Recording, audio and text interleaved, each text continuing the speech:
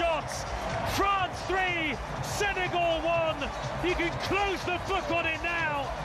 Unbelievable. I mean, he's having a go at his own players up the field, and he just thinks to himself, well, I'll sort this out. And he just took it into his own hands and just blasted it into the roof of the net. Sensational, and it's why he's, you know, the best player in the world. Wow, what a finish. I almost don't know what to say. And I should do, of course. But he just took it on Mbappe there, as if to say, right, I'm ending this. And he just hammered it beyond Edouard Mendy. An incredible goal. 58 for France for Mbappe. He is their all-time record goal scorer. What a moment to witness, Mark McGee. Absolutely fantastic. And I'm sure that Olivier Giroud won't deny him it. You know, he's a great player, and what's he going to go on and do from here? What is he, 26? You know, he's got so much more to come. Yeah, he is a special player, and edging ever closer to Miroslav Klose's all-time World Cup record. He's only 2 off now. 3-1 to France with 30 seconds to go, and by crosses for Senegal, and it's nudged away by Saliba. Well, with this gifted man on the field, they've always got a chance in every game, and he's actually gone down here, Mbappe. I think he took it in the nose, but I think, you know, this is the sort of scoreline I think that we anticipated before the game, but not in any shape or form could we see it being this sort of scoreline in the first half. Referee stopped it. Mbappe, I think you're absolutely right. Ball to the face, ball to the nose. So, only Miroslav Klose and Ronaldo have more World Cup goals than Kylian Mbappe. He's level with Gerd Müller. Talk us through it again here, Mark McGee, as he picks it up on the 25-yard line. You know, it's got a rolls to him. You know, it's almost like a bit.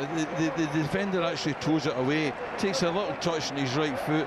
And, you know, the great thing is he's got it in his mind. He knows when he turns with his right foot, he's hitting it. He's not then looking up to see where the goalie is or looking up to see how far out he is. He's already got all that in his mind. He's tuned into it. He's had that touch. He's got it in his right foot, and he's rifled it into the top of the net like a world-class striker that he is.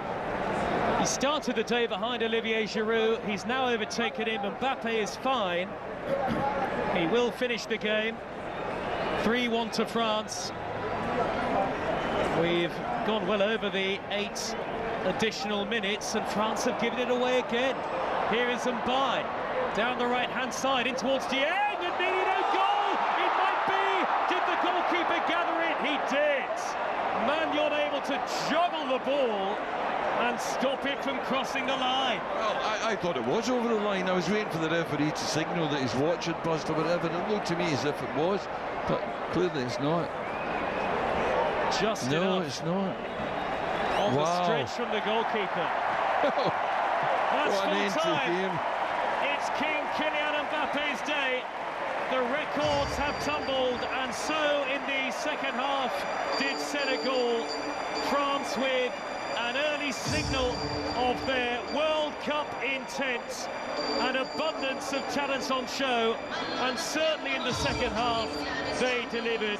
Didier Deschamps' team have laid down an early marker here at the New York, New Jersey Stadium, but their main man, their number 10, now their greatest ever goal scorer, is the star, as so often the case. He opened the scoring minutes after France were denied a penalty in very controversial circumstances. Bradley Barcola came off the bench and scored within seconds to make it 2. Senegal got one back through Ibrahim Mbaye. It looked as though it would be a nervy finish for France, but Mbappe added the icing, saw the record tumble, got his 58th France goal to take him clear of Olivier Giroud, crowning him France's all-time highest scorer and making the final score France 3, Senegal 1. Joe Shannon, thank you very much. A second half that certainly lit up this World Cup, and it is that man, Kylian Mbappe, that will be claiming all of the headlines as well. Let's look over that game then with Mark McGee, then the former Scotland assistant manager. And at half-time, we were all quite disappointed with what we'd seen in general from this game, but Senegal certainly had edged that first half. What happened during half-time for this France performance to turn around like we saw? Well, you know, I expected him to change the shape a little bit, and as I say, I thought the fullbacks were too high, but he didn't.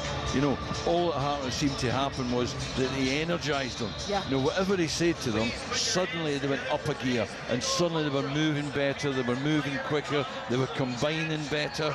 But, you know, it still wasn't the slickest of as I'd say, joined-up football performance. There was some bits of it. It was more about the superstars, and particularly, obviously, Kylian Mbappe. But at half-time, he said something, he's done something that's gave them some sort of lift, or he's threatening them, or whatever he's done, but he's got them going.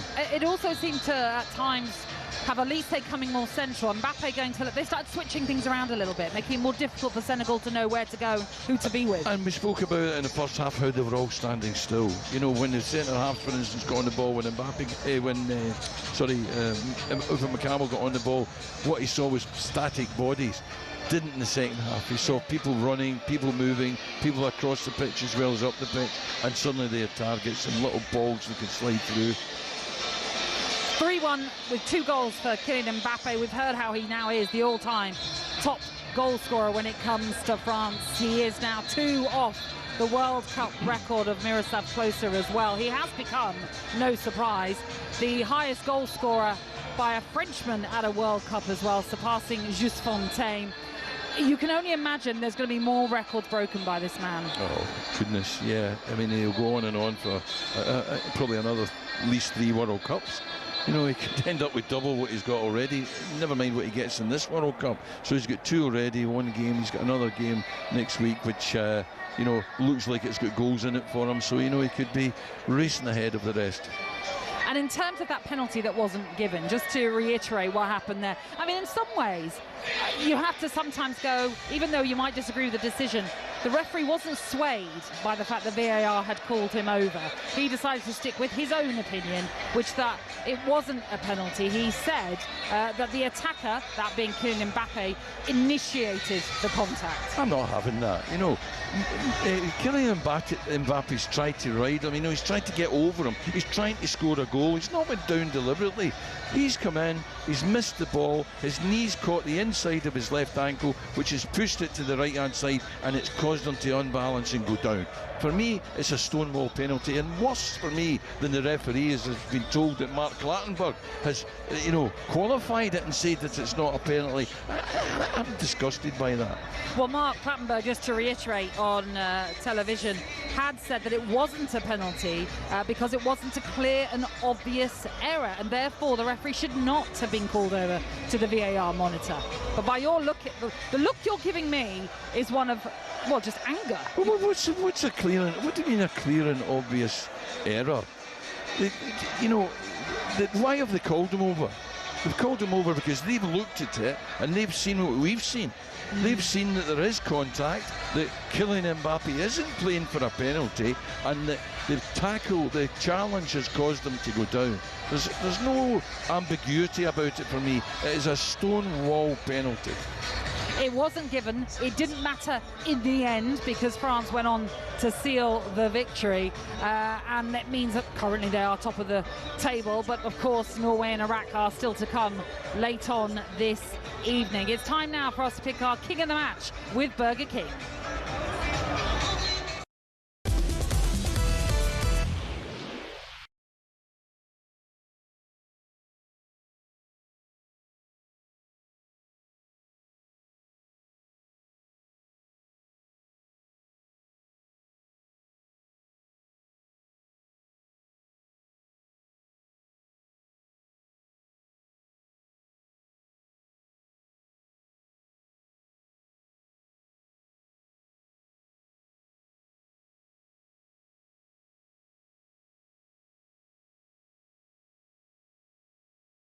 sensational. And you know, and what theatre in a place like this, in a game like this, to do it, just absolutely fantastic. Well, he's out there and he is having done, no doubt, some of his post-match interviews. He is now receiving the report, I should say the applause from the France support that remain towards where the French team now have to direct themselves to their dressing room, and he is leading the team off the pitch as well. It's been a fantastic performance by Kylian Mbappe. He is our king of the match, all thanks to Burger King. talkSPORT's King of the Match with Burger King Burger Buddies. Iconic winners delivered in the box every time. Order now on the BK app. Mark, it's really interesting because France do sometimes start tournaments slowly. That's something that's always been labelled with this team. But we were talking pre-match about them being one of the favourites for this competition. Do you still see them as that from that second half performance? I think they're definitely one of the favourites, there's no doubt about it. They've got such ability, and not just in Kylian Mbappe, they've got fantastic options. However, in terms of being a joined-up team and playing the sort of football that I expect is going to be required to win the World Cup, I didn't see all of that today. So I've got to see a little bit more from them, and I've got to have to see some of the others, including England. Yes, don't forget England live on talkSPORT tomorrow as they begin their World Cup against Croatia, kicking off at 9 p.m.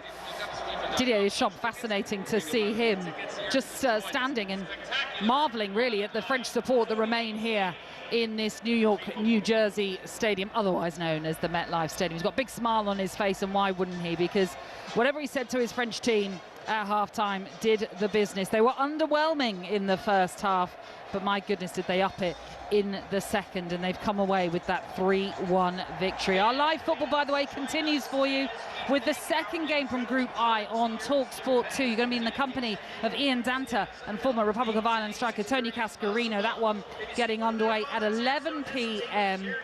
Here, though, in New York, New Jersey, this stadium, in the company of some of the New York Knicks champions, have we just seen the world champions-elect at the World Cup. France's campaign is underway, and the sports bar is coming your way next on talkSPORT. I'm sure plenty of you will want to ring up and have your say with Jamie O'Hara and Jason Cundy. 03717 223344. Join the sports bar next.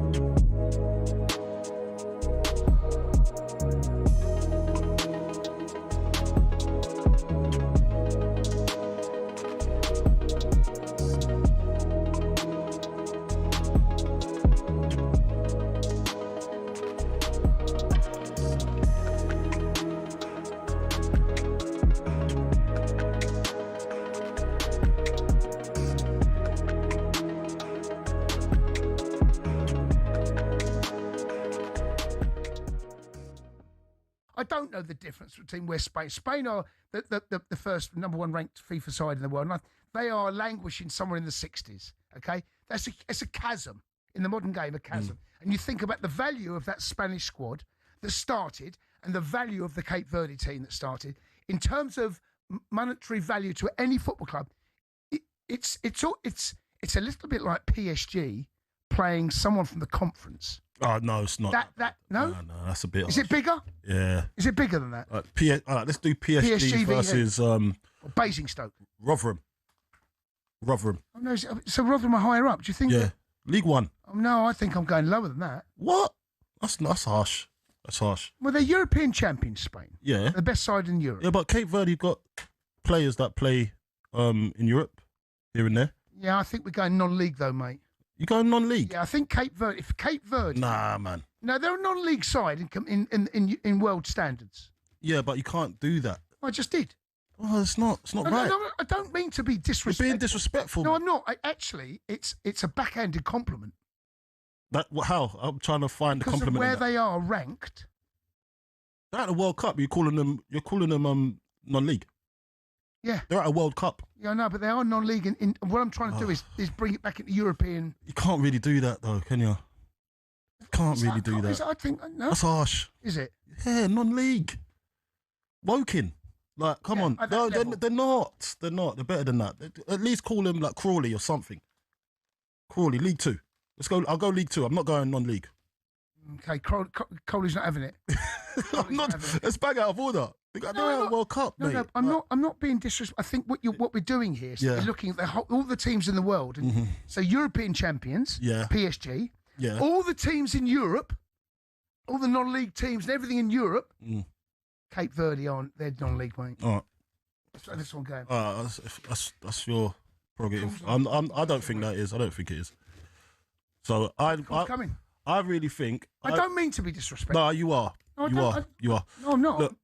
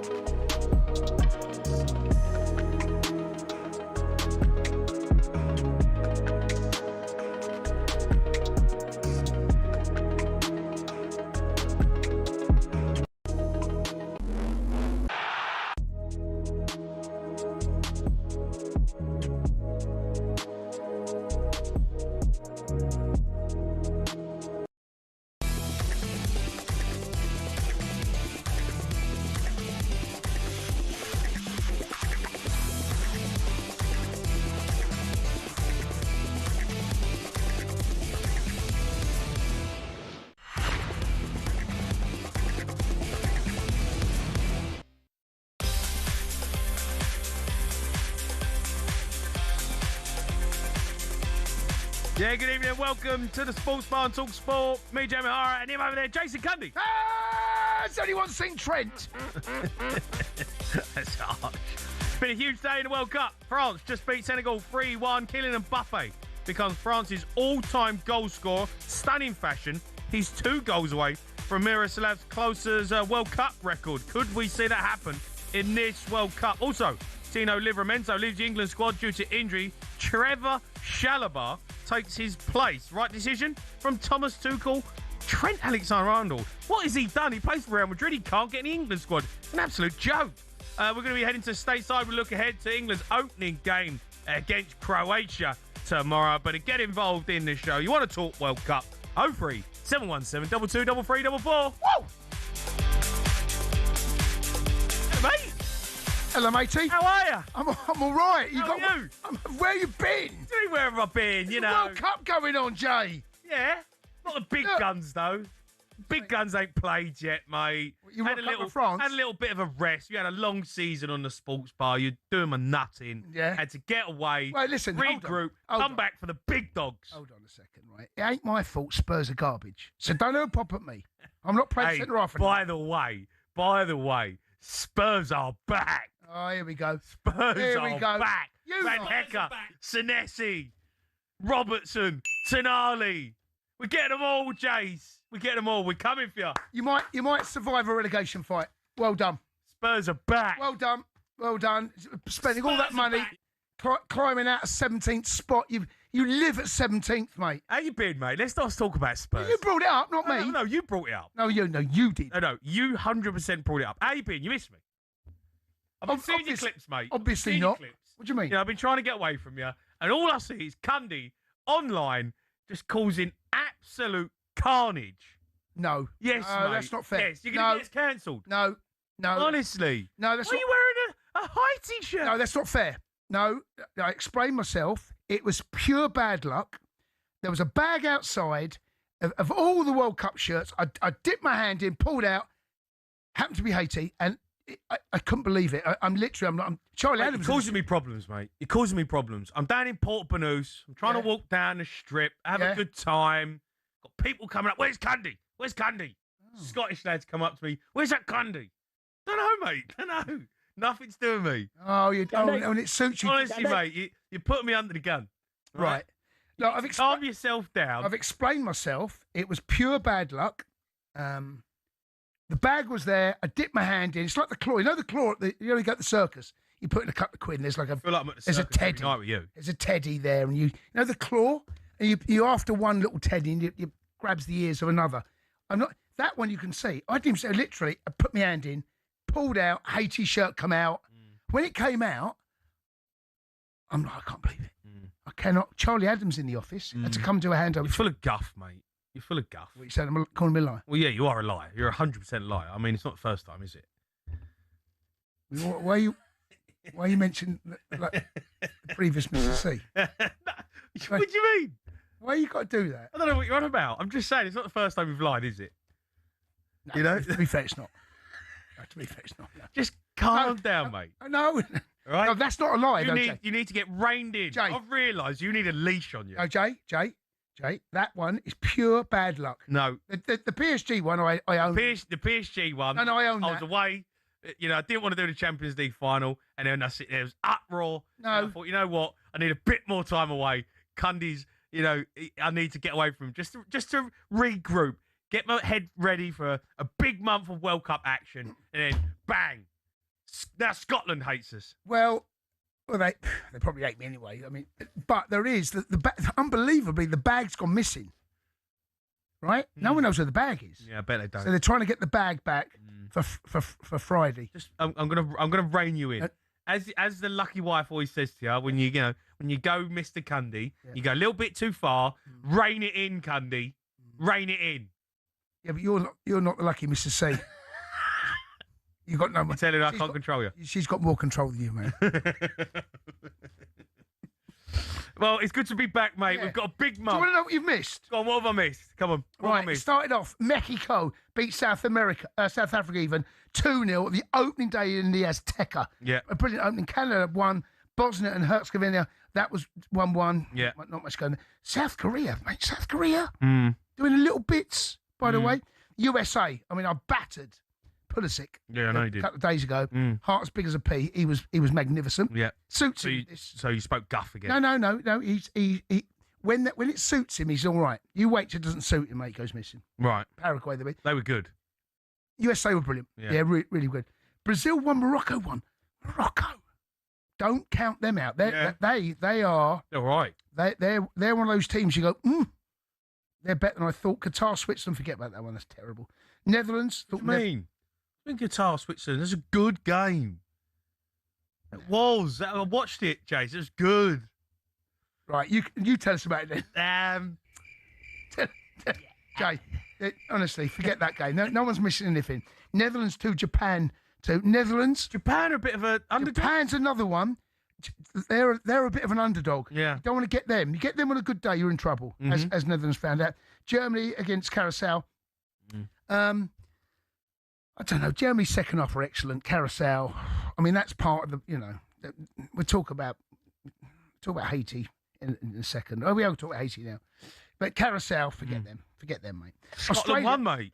Hold on, we get to them in a second. Right, go on. Australia 2, Turkey 0. That is a big win for Australia there. Huge. Turkey aren't bad. I did not see 2-0 Turkey. Here's the biggest shock of the World Cup. Scotland beat Haiti 1-0. Why are you shocked? I mean, Haiti. I mean, I thought Scotland would go on and win it quite high. I said 2 or 3. In the end, Haiti, they come away with it. They're a bit disappointed. Scotland got away with one there. Lucky Scotland. Saudi Arabia won. Uruguay won. Uruguay got out of jail a little bit last night. Belgium won. Egypt won. Egypt, for long parts, well done. Belgium, they're doing nothing, mate. Jason, I've not been on the move. Forget them. Spain 0, Cape. That's the shock. Cape Verde. Good 0-0. Mate, Cape Verde, all right. Mate, defensively, they were good. Arteta would have been proud. Arteta would have been proud of that performance. Such an Arteta performance. It was. Sweden 5, Tunisia 1. Tunisia, forget them. Ivory Coast, they're not bad. Ivory Coast, another one you need to watch out for.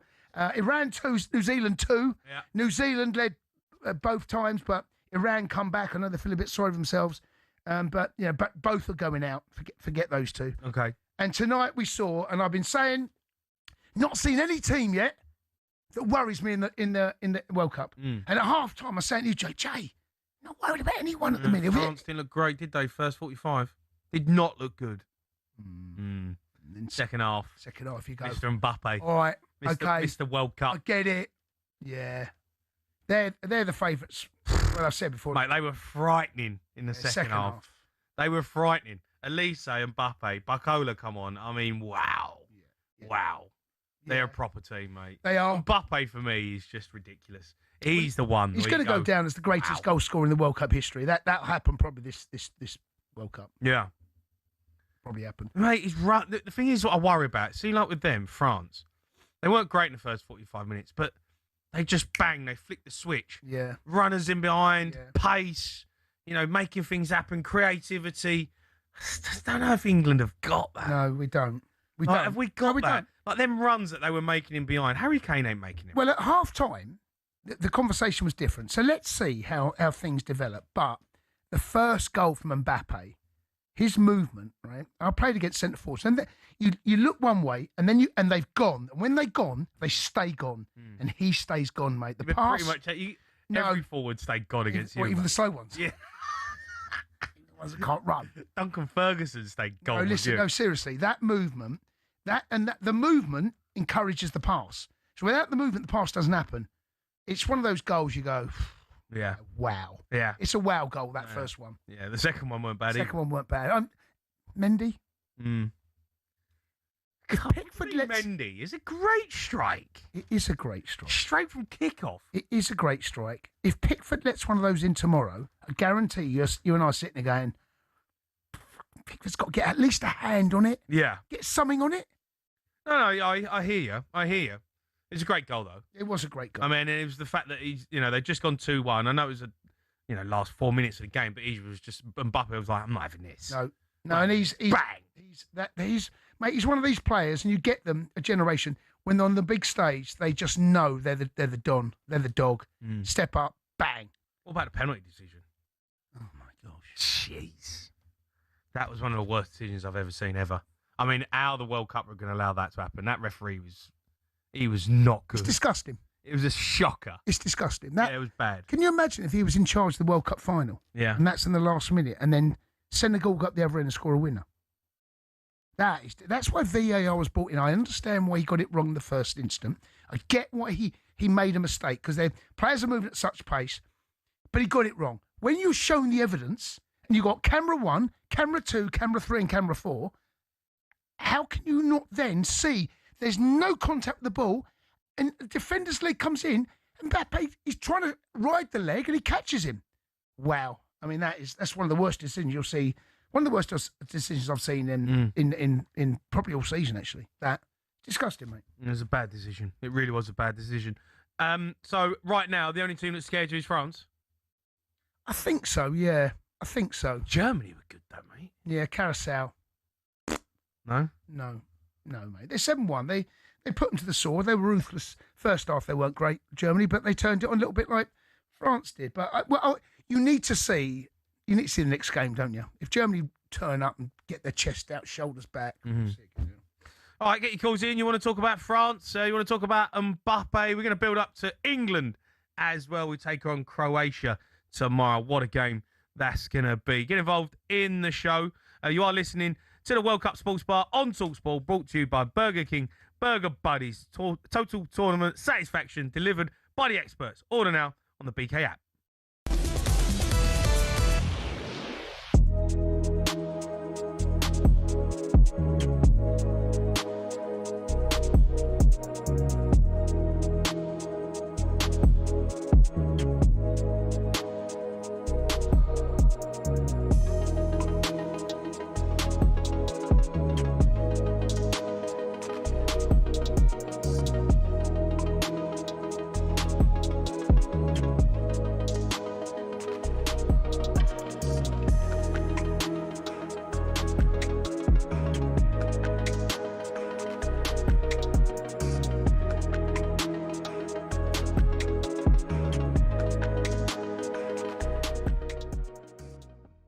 The problem is, I think I try and turn things into a roast that aren't a roast. Like the Brits, I'm like, oh, this could be like a roast, and then I try to do roast jokes within the Brits, and then it's like, no, this is like primetime ITV. But it's a family audience. I thought your gags at the Brits were fantastic, right? But that is the most difficult gig, I think, for a comedian, because primarily people are going there to see the winners and hear music. And get drunk. And get incredibly drunk. Incredibly drunk. And also in such a big room that you're... It's almost like... It's like, whoever it is, not you, but it's almost like, can we get on with it so I can drink more alcohol? Exactly. And it's the weirdest show to do ever, because also you have this weird, like, little, like, grace period at the beginning where you come on and for 2 minutes you feel like, you know, you're the greatest showman and you're there and you've got all the eyes on you and they love you and it's amazing. And so you got 2 minutes of the greatest showman and then 3 hours of being a Weatherspoons bouncer at closing time. And you're just there, like, trying to keep everyone in their seats, or, like, stop them from, like, standing up on the tables. I mean, in the one in Manchester was even more carnage than I've ever experienced. I want to talk World Cup football to you, but just quickly on the back of that, have you ever nicked a Brit? Have you got one at home? I've got, they give you one each year. Oh, okay, fine. But they give you one each year for hosting it. So I've got, like, 6 Brits now, and they're on my, well, they're not on my shelf because it just feels like a bit of a pity Brit. I haven't really earned that. Like, you know, someone writes an incredible, like, heartfelt album and wins their Brit Award, and then I just get given one for turning up, basically. One of them. Yeah. Right, let's talk about the World Cup. What are you watching England game Wednesday? What are you doing? I'm watching it with some mates in a pub. We booked a little space, and we're going to go watch the first game. All right, how do you think we'll get on? Yeah, I'm actually feeling quite optimistic now. Like, you know, that last warm-up game, I thought we looked pretty good, and I think Thomas Tuchel's a good tournament manager, and I feel like, you know, there's been a lot of chat about the squad selection, but I feel like we've got a really good, strong starting 11 and some game-changing players, and yeah, I think we do this quite a lot.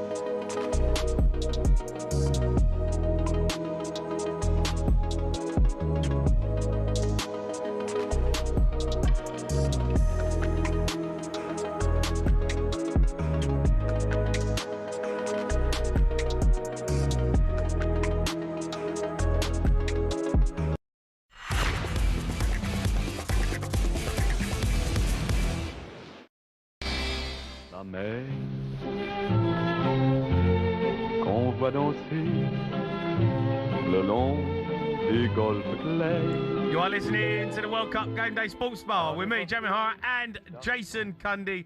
11 o'clock tonight, we'll have live commentary on talkSPORT 2 of Iraq versus Norway. Let's get team news with our commentators in Dancer, Tony Cascarino.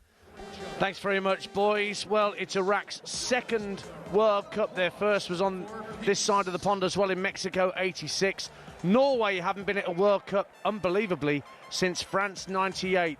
But it's Erling Haaland's time to shine at this World Cup, and he's part of a Norway side that has a lot of familiar names.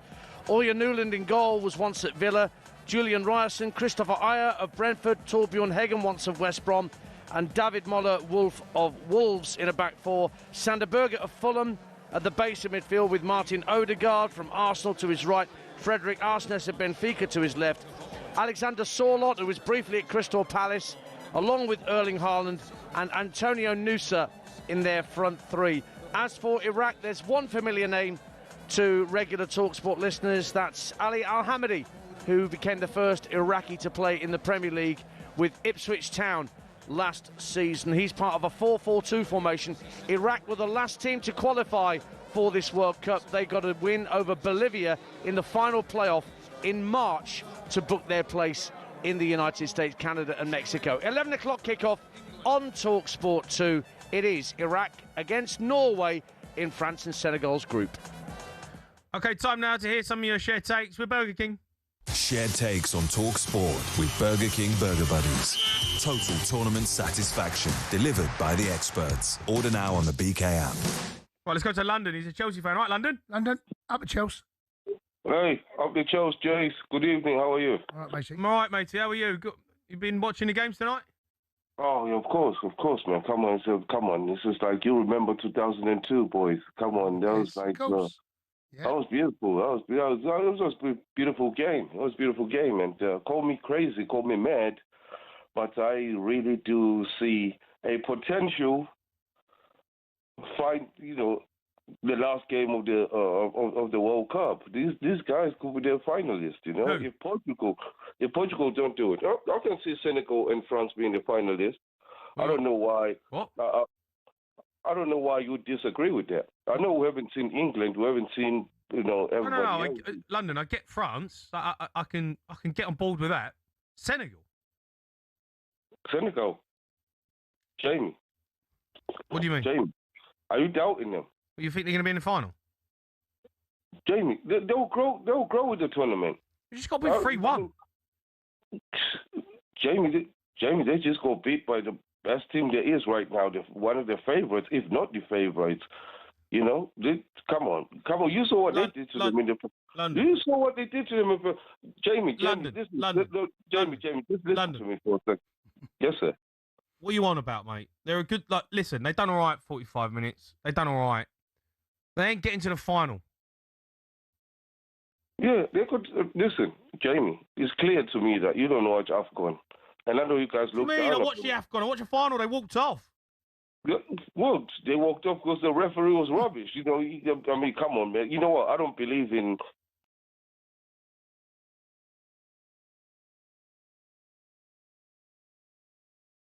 Pocket kind of thing. Do you know what I mean? Come on, man. You can, Jamie. I don't want to go back to that, and I just hope those winners' medals are not given back. Maybe they can get. London, forget the AFCON, mate. We're talking about the World Cup now, all right? Yeah. Let's go. Listen, let's go. London. That's what I'm about. They're all right. They're okay. They're not getting to the final. Well, that's Jamie. That's you. That's you saying that. But you know what, Jamie? You would actually agree with me when you see them making it to the final. Okay, maybe semi-finals, but semi-final. I see them. I really do see this thing we just witnessed tonight as being the final of this World Cup. I really do see that. Yeah, London. I don't know why, Jamie, Jason. I like the fact that Jason is just quiet there, letting Jamie. Because he knows you're talking absolute guff. No, I'm going to come in now, London. Yes, please do, London. Koulibaly, Mendy. Yes, Jason. I know we had them at Chelsea, Jason. No, but they are a good side, and they'll cause a lot of teams a lot of problems, and they will get out of the group, probably.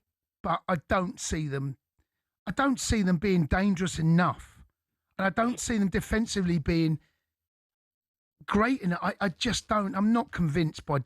I'm not going to be convinced by them, mate. At the moment, of what I've seen, it's one game. You might be right. But from what I've seen, I don't know how you've come to that conclusion when your side gets beat 3-1. They got beat 3-1.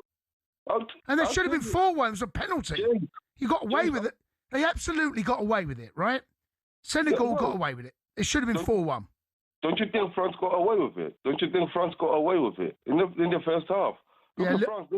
They had one shot at goal. Look at Senegal. Senegal had fantastic chances. But I'm talking about facts. Was it a penalty?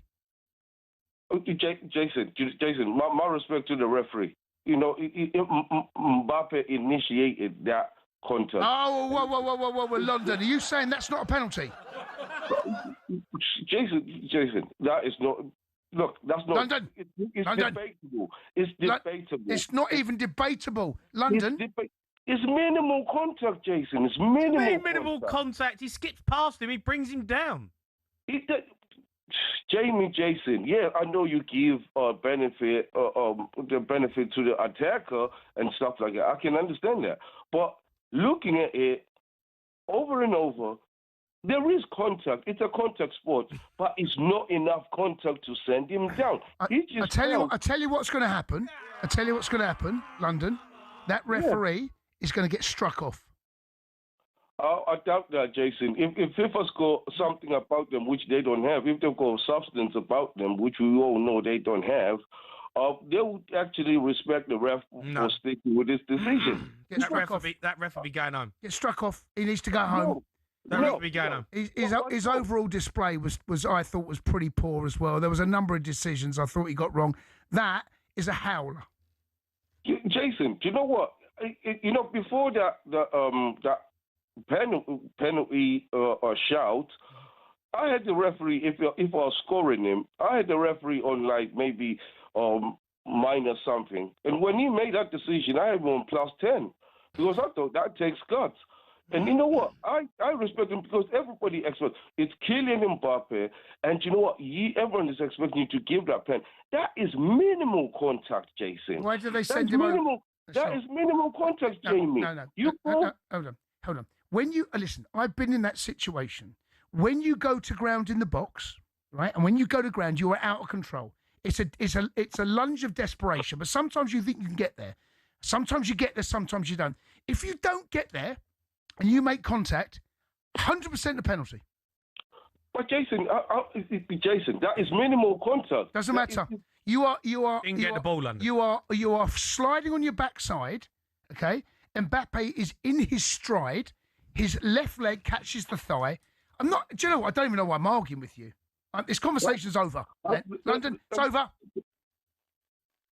I'm not talking to you again, London. Jason, no, don't say that. I'm not. Jason, no. Jason, don't say that. No. Jason, don't say that. Come on, Chelsea. Come on, Jason. Come on, Chelsea. Up the Chelsea, London. Up the Chelsea. Up the Chelsea.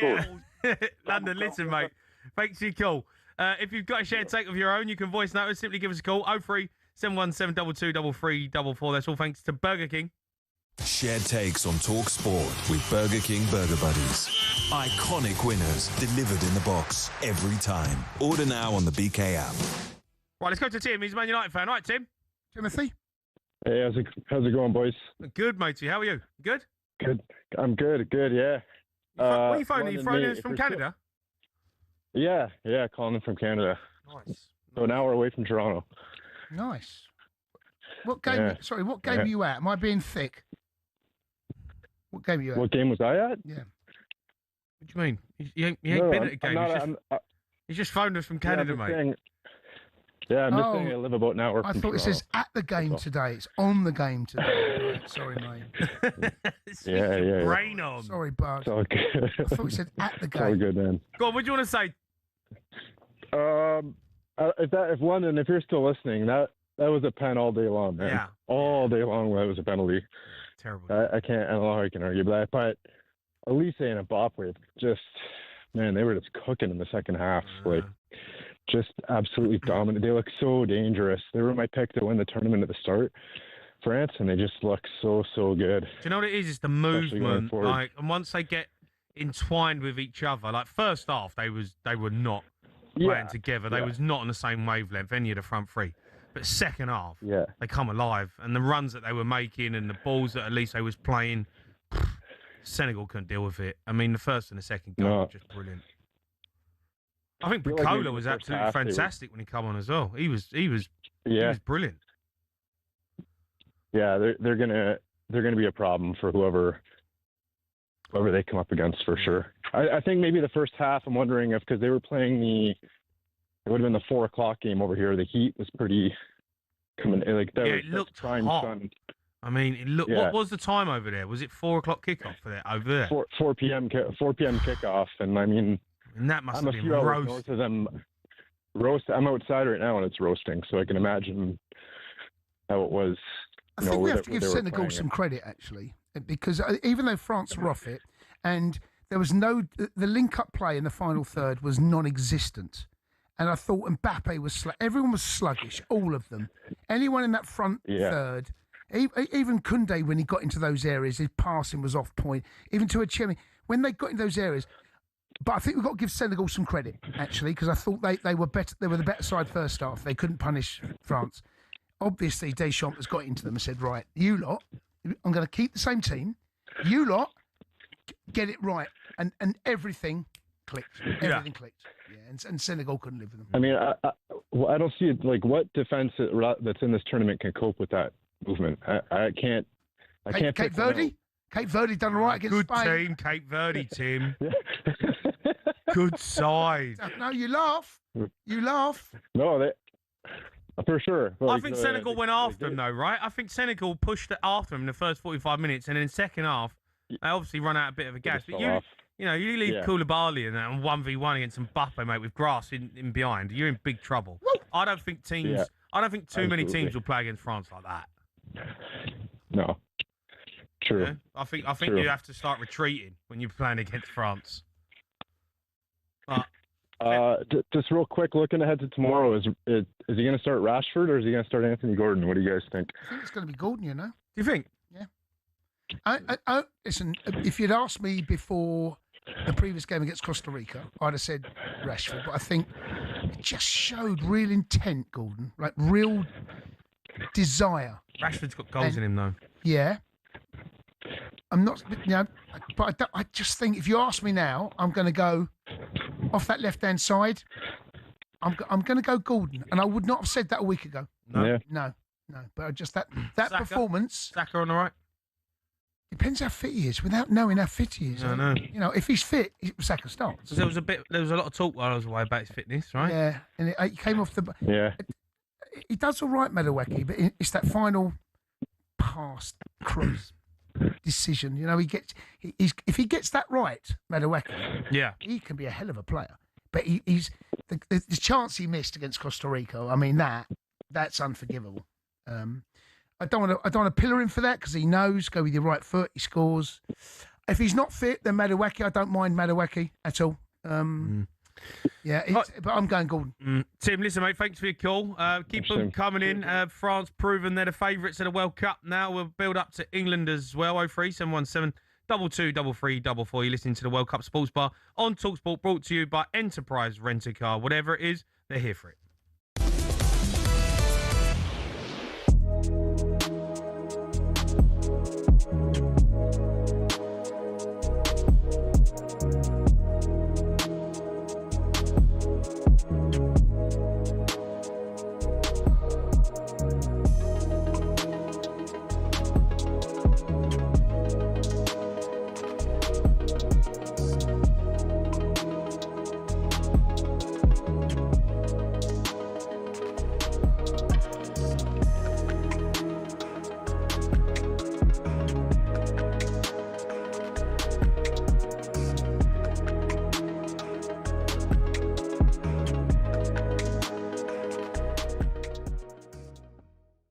Iran played out a 2-2 draw with New Zealand, the lowest ranked team in the competition. But that's not the whole story.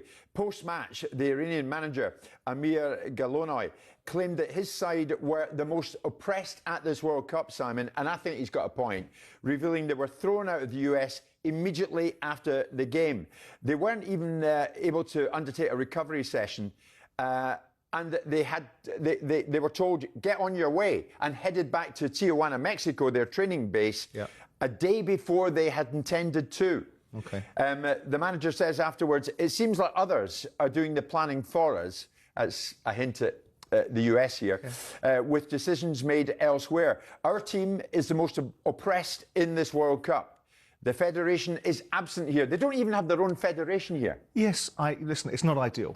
But should that have affected the outcome in this game? I mean, yes, if they're playing a world-beating side or a side that's on an equal par with them, you can say that's a really unfair set of circumstances. Or Simon, if they're playing anybody. No, but let's have it right.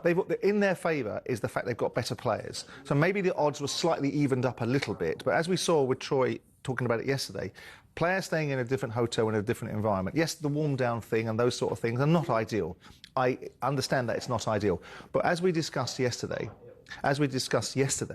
this is going to be the built-in excuse if they have a bad result. Oh, come on. It's not fair, Simon. Never mind not ideal. It's not fair in them. It's not equitable. No one else is getting treated like this. It's not equitable. I hear you, right? And we know the reasons why, and whether we agree with them or not is a different discussion, right? But the bottom line is should they have been able to overcome New Zealand with all of that disadvantage? But that's not the point. Well, it is. It's not equitable. It's not fair on them. It is. Well, some could say that the quality of Iranian player and New Zealand having to play against a far better player is not equitable for New Zealand because New Zealand are far less capable of producing a side that's capable of performing against other sides. Simon, the Iranian media isn't even here. The manager was saying, our own media isn't here, our own management team aren't here. The Iranian media are not going to help them win football matches. I get that. So I hear the argument, I understand the argument, but I think realistically speaking,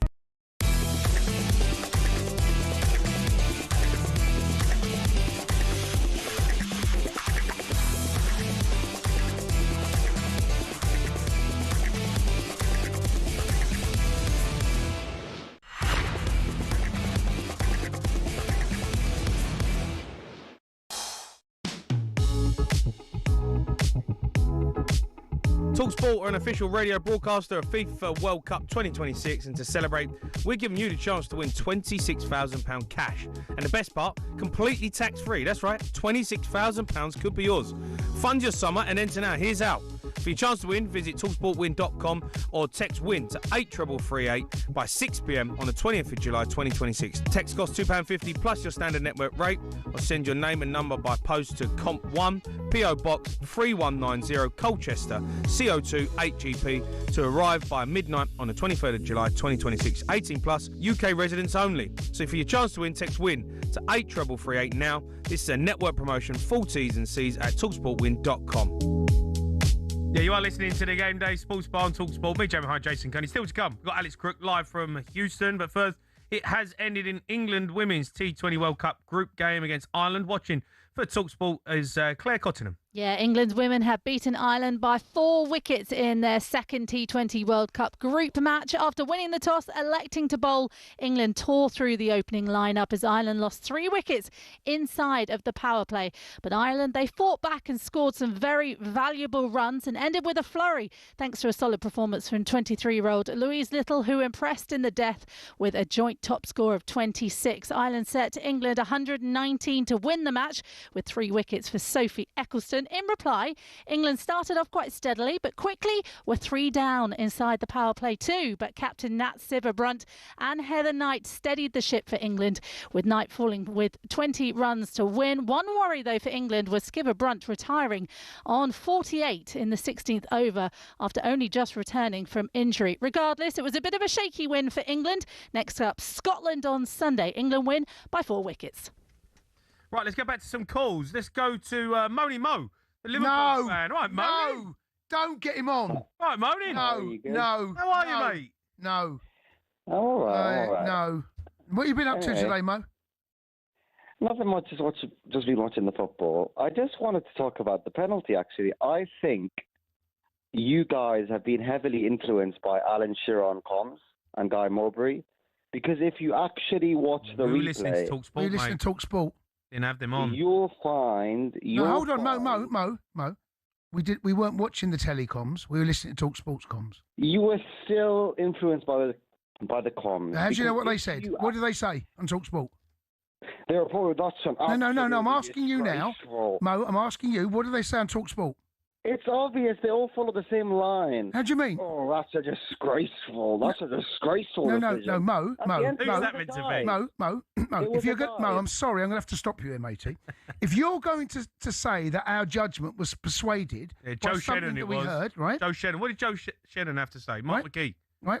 So that's a disgraceful decision. What did they say? You know what he said. What did they say? I know what they said, but I want you to tell me what, Mo. That's disgraceful. No. You cannot go to VAR and still not see the right decision. You didn't hear it, did he? You didn't listen to talkSPORT, did you, Mo? What Joe said, mate. Mo. Anyway, at the end of the day, your decision is wrong. Your opinion is wrong. It was a dive, Jason. It's not a penalty. You cannot get a penalty without contact. There was no contact.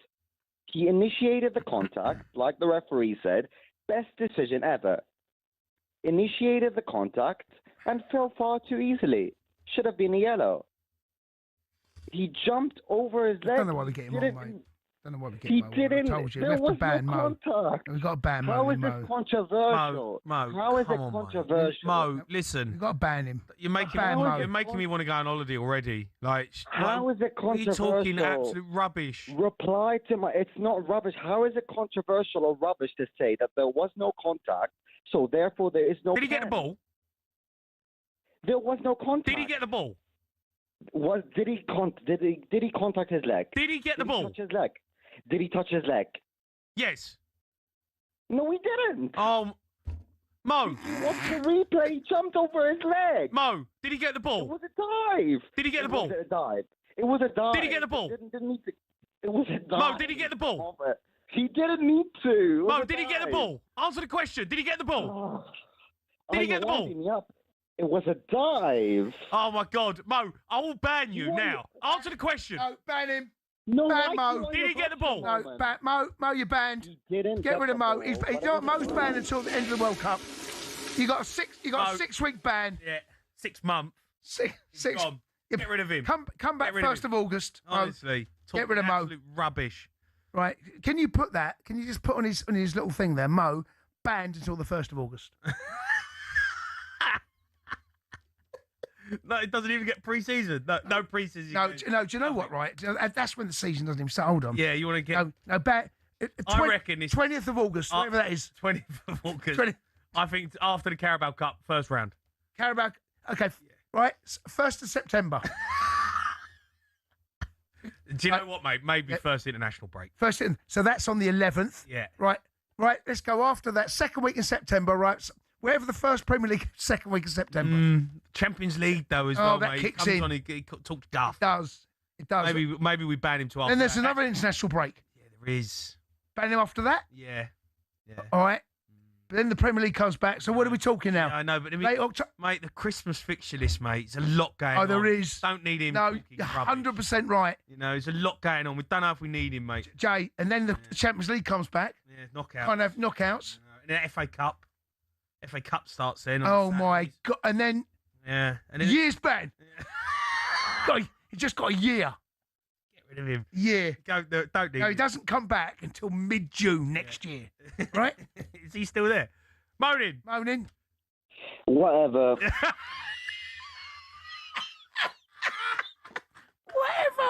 He's been banned for a year. You've got a year's ban.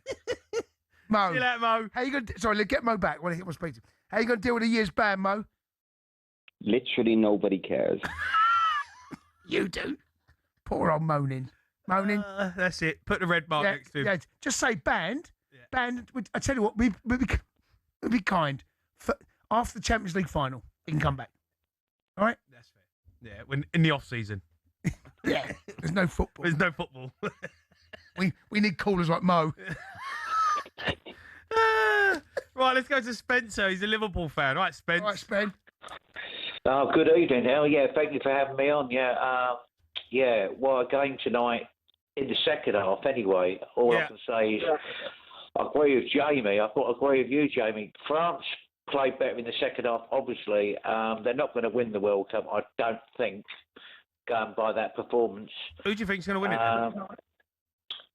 Well, I have to say in Argentina, I think Messi, if he has a great World Cup, I honestly do think that Argentina... No, but like Messi, he plays for Inter Miami, mate. You know, like I know he's Messi, but like, come on, Mbappe he's at the top of his game. I mean, come on, you saw that tonight. There's levels. I think Messi is still the best player, personally, when he's on it big time. You know what I mean? We'll see. I don't want to say he's not going to be, but I hope we see a version of Messi that I'm not expecting to see prime Messi, right? Because he's not in his prime, but you might see flashes. Yeah. Right? And that might be... He's not going to produce moments. Yeah, he can produce moments. But I think we're walking in the Mbappe wonderland, mate. I think we are. I haven't seen anything to scare, obviously, England at the moment, but obviously I haven't seen England play yet. I mean, I know they're playing tomorrow. I think it will be... Yeah, I know. Unbelievable. You know what that stinks of? 1-1. What, tomorrow? Stinks. Yeah, I agree with you. Don't say that. Stinks of 1-1, We've got a mate. sports bar special 1-1, across the road. We've got to do. We're kicking off at 8:50 live on the talkSPORT YouTube channel. If I get a 1-1 in the first game, mate, Jay, we're notoriously... I need World Cup fever.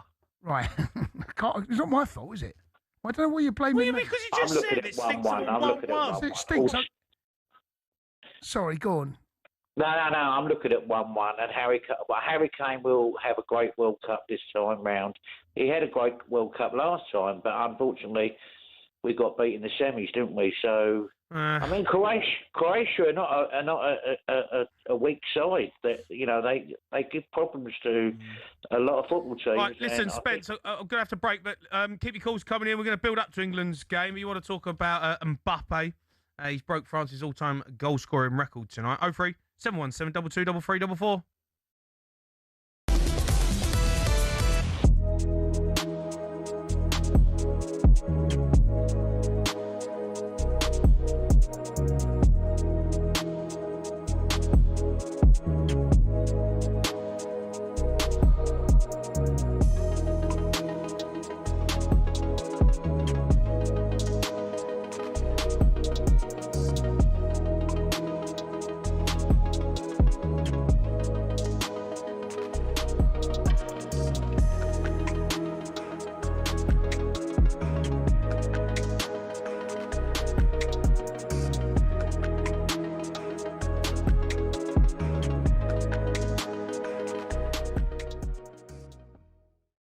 result yesterday came, of course, with Spain being held to a 0-0 draw against debutants Cape Verde. I don't know if you're aware of it. The Spanish captain Rodri criticised their defensive approach to the game. Rodri.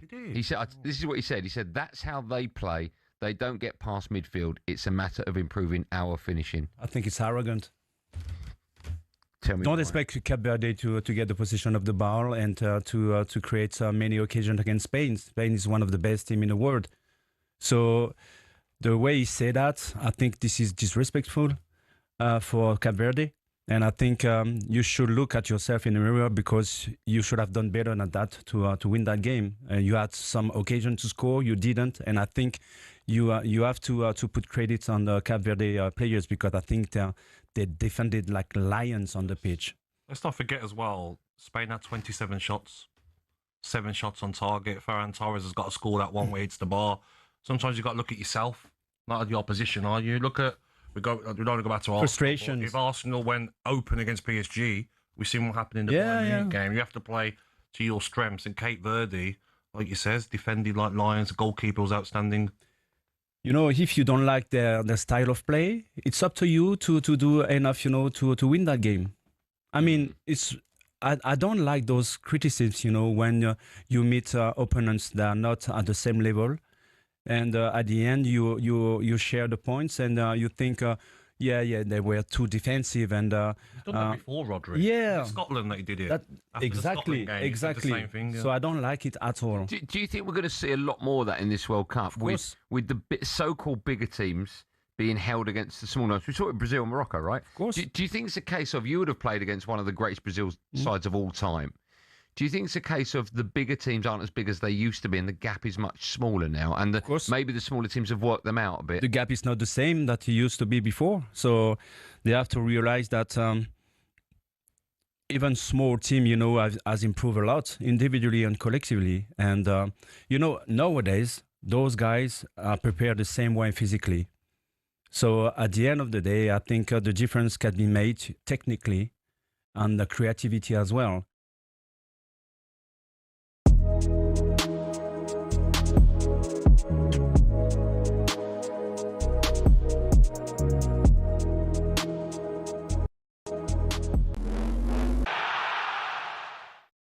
It's 2010, and the Goalkeepers Union is up in arms. Why? This thing, the Jabulani, perhaps the most famous World Cup match ball for moving, it seemed, in 3 directions at once. But that wasn't the first match ball row, not by a long shot. In 1930, the World Cup final began with a fight, not between the players, but about the ball. Argentina brought theirs, and Uruguay brought theirs. And when neither backed down, they played 45 minutes with each.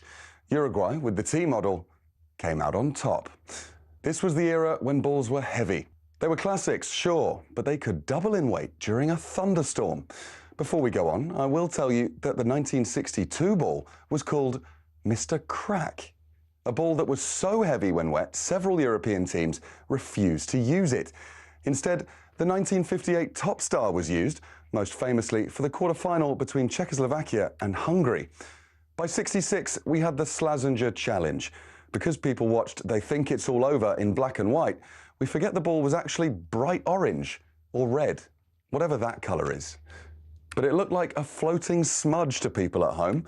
The World Cup match ball needed a makeover. Enter the Telstar. 32 black and white panels. It was stylish, it was modern, and it meant goalkeepers could finally see the thing that was about to ruin their afternoon. It was also the start of an Adidas monopoly. 1986 was the dawn of a new age. The Azteca was the first fully synthetic ball, meaning it didn't soak up water. Recently, though, things have got weird. 2002 gave us the Fever Nova, basically a high-tech frisbee, and then, of course, the Jabulani. Today, the balls have internal sensors that tell the VAR room if someone breathed on it. We've come a long way. But the ball's not the main thing, is it, FIFA?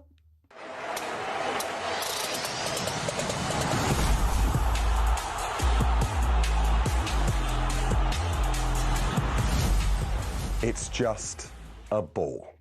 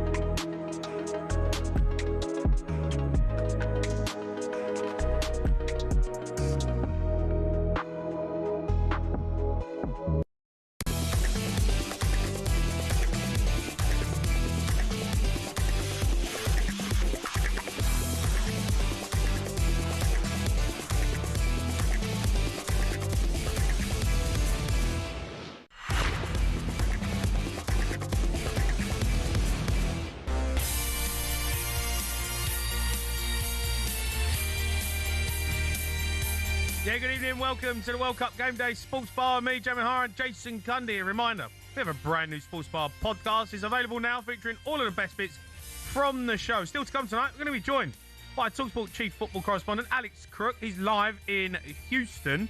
We're also going to be joined by talkSPORT.com's Jack Cunham. We've got back pages coming up. But first, back to your calls. Let's go to Joe. He's a Liverpool fan. All right, Joe? Right, Joe. All right, boys, you all right? Yeah, I'm right, Joe. How are you? You good? Good, mate, yeah. Just working, just listening to the match before. What you do? What do you do for a living? Plaster, but I'm on the taxis as well. Okay, on the old cabs. All right. Yeah, I'm on You work, working tomorrow night after the game? Nah, I'll have a few bevies tomorrow. Yeah. Fair enough. Go on, Joe. What do you want to say? I was just going to ask you, like, there's been some good footy at the World Cup, but what do you reckon about, like, the state of, like, future stars in football? It seems like they're lacking. Mbappe's obviously a star. Yamal will probably be a star, but apart from that, when you look back at the old World Cups and you think you go through any of the teams, like the old Brazil teams, the old Italy teams, Spain, there doesn't seem to be any, like, players that... I don't know, mate. I mean it's a bit harsh. Like France tonight, they're front three. I mean, they're all stars. Elise. Oh, they're unbelievable players. It's not taking, like, talent away, but there's just not that, like, I don't know, if it's like nostalgia maybe, but there's no, like, that factor, I think Ronaldo, Rivaldo, Ronaldinho, you even go to that old Italy team, Thierry Henry, Zidane, like, they just don't seem to have that. Maybe it's because they're young, I don't know, but I was just thinking it just doesn't seem to be as much, like, I'd say, like, superstars coming through. I think there are, and I think there will be. I think there's a changing of the guard, obviously, with Messi and Ronaldo. Even though the World Cup, their best days are obviously behind them, but Messi might turn up and have moments. But the World Cup, of course, '86, right? Maradona was the Don, right? I mean, who else was knocking about then? We had John Barnes, right? I'm trying to think, and I'm trying to search my memory here. I went about that. I was just No, but I think there will be. I think there are. We did have a golden era around 2002 when you had all them sort of superstars playing. When the Premier League and come even around. 2006, you think, like, that Italy team were unbelievable. I mean, the France team didn't do too well, but I mean, the players they had, the star power Italy have in got the a team. massive problem right now, haven't they? I mean, they ain't got a team, really. No. They can't get to. Is it 18 years they're going to be without a World Cup minimum now? Yeah, 18 years without playing in a World Cup. It's ridiculous. It is ridiculous, when you think about it. But they've got a real problem there in terms of bringing their own stuff. I think we've got some. We've got Harry Kane. No, I think we've got Declan Rice. I think we do have but I think what we're also seeing, we're seeing an emergence of some, definitely the African nations. Dermandi, I don't know whether you've seen much of him. He was making a lot of waves even before the World Cup started over at Leipzig. I think we will see when we come at this World Cup, there will be some stars emerging, and maybe because we don't see them on the world stage or we haven't. I think there will be a new era. There's always another cab off the rank that we will be talking about, that a lot of clubs will be looking at across Europe. I would sit tight on that one. But, I think there's a bit of nostalgia mixed in there. I think you're right. What do you reckon about Areola at Liverpool? I mean, I don't mind him as a manager at all. I mean, I would have taken him at Chelsea because we were looking for a manager. What do you think? I like him. Plays good football. Recruits good players. Gets the best out of the squad. Just hopefully can bridge the gap between mid-table to like. I think there's always going to be that fear of what we've seen with like Potter going to Chelsea, Thomas Frank going to Spurs. You know, where that step up in Areola going from Bournemouth to Liverpool. It's a step up. That I think Areola's good. No, I like it, but I just wonder the fear is going to be another Potter, another Frank. That's going to be the fear. There has to be a fear. Nah, he's better than him. He's better than him. He's a top. Well, you're going from Bournemouth to Liverpool, right? That is done at Bournemouth. That is. I agree with you. Like I said, I'd take him at Chelsea, but the fear. I'm not saying it's going to be realised, but there is that jump. How big's that jump? It's a big jump, mate. It is. And I think that's the only fear. Look, like I said, I'd have had him at Chelsea. I wouldn't have any problems with what he'd done at Bournemouth, but the fear would have been at Chelsea. Same rules. You signed anyone yet, Chelsea? What's happened? Sold Cucurella, mate. Oh, yeah, he's gone Real Madrid, didn't he? Yeah. See that? Yeah, disappointed. How do you feel about that? A bit disappointed. Oh, I like Cucurella, yeah. I liked his housery, mate. He was one of those that kick, bite, scratch, go down, holding his face, go into tackles, people pull his hair, gets people sent off. We need more of that. Yeah, I'm disappointed to see him go, actually. How much you get for him? 54? I think. We signed him for 60, but I think I don't know, we made money on him, apparently. Really? Yeah, I don't know. Does that make sense? Speak to Simon Jordan. It's on about how much on their contract and there's long left. Right. I don't know how it works, mate. But at the end of the day, though, I'm disappointed to see him go. He's a good player that you've got. The one thing I will say, I was disappointed in this season because, you know, you look for your most experienced players. I'm looking at Enzo Casado, Reece had his injury, but I'm looking at Cucurella. Cucurella had a brilliant 18 months. Brilliant. And he went a little bit meh. Now, look, I'd have kept him, but he wanted to go. Well, he wanted to go to a big club, didn't he? Well, of course they're bigger than Chelsea. I'm not going. What do you want? Try and get a row out of me? They're Real Madrid bigger than Chelsea. I just wanted to see your opinion on it, really. Well, okay. Everyone, it's all like I remember when you were talking about Spurs, and you know, like the rats were leaving the sinking ship. Yeah. Well, it feels like they're doing that at Chelsea. The rats are leaving. Maybe you're right. Now you're getting rats joining you. Who signs defenders from Brighton? Good player. Who signs any players from Brighton? Who does that? Well, you do that. What idiots do that? Yeah. Van Hecker, mate, good player. Don't mind him, mate. Don't mind him at all. Yeah, you know, we're doing bits. Again, you know, we'll see, because you lot... We'll see. You lot have been showing... You've been flirting, showing too much leg to the Championship, circling the sink, circling the plug. 2 seasons you've circled that plug. Ain't going to happen ever again. Never happen again. Now you would just throw money at it. Yeah, well, that's what we do, don't we? We've got loads, haven't we? We've got like cash. Didn't you throw money at it? What happened to Kudos? What happened to him? He's injured. Didn't you throw money before it? What happened then? He's injured. Yeah. Threw money at it, threw a new manager at him, what happened? Threw money at him, stayed up. Oh, Roberto De Spurzi, he's the saviour. Don't you worry about old Roberto De Spurzi, mate. He's gone. No, yeah, another Brighton. You're just turning to Chelsea, just signing him on the play. Did he play for Brighton? Yeah, he'll do. Yeah. Do what Chelsea are doing. Did he manage Brighton? Yeah, that'll do. That's what we do, mate. We'll take Van Hecker. We'll take the manager. Yeah. Spurs are back. Yeah. Spurs are back. Tottenham, you lot, honestly. Oh, what about the Spurs? Tottenham Hove Albion. We get Tonali over. Tottenham Hove Albion, we're going to start. We get Tonali over the line. Then you're. Honestly, do you know what? Right? Do you right? What?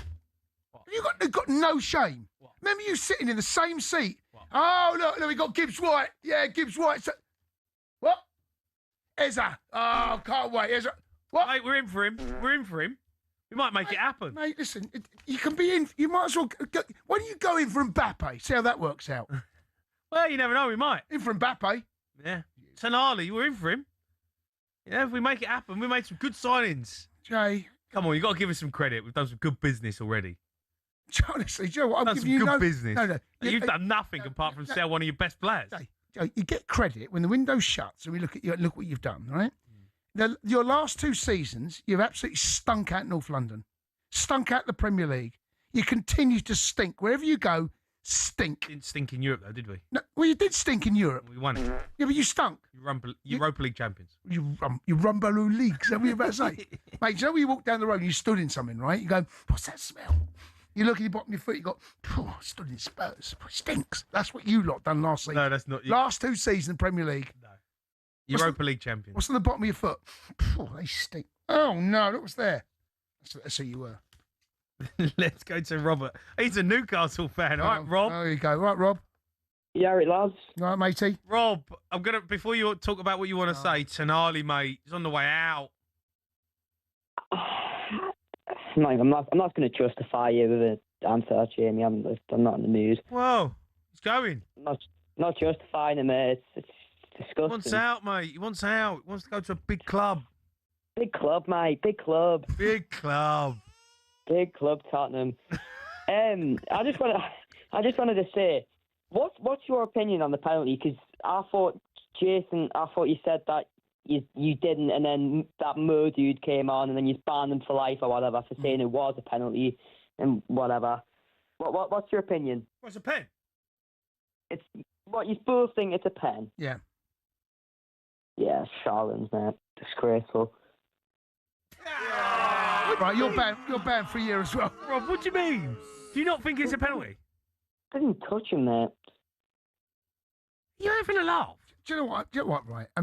Does he make contact? Yeah, he does. His left Does leg. he get the ball? His left leg touches him. No, he doesn't get the ball. Does he dive in? He might dive in, but What do you mean he might? What do you mean he might dive in? Does he dive in? He might dive in. No, he doesn't might. There's no might about it. Does he dive in?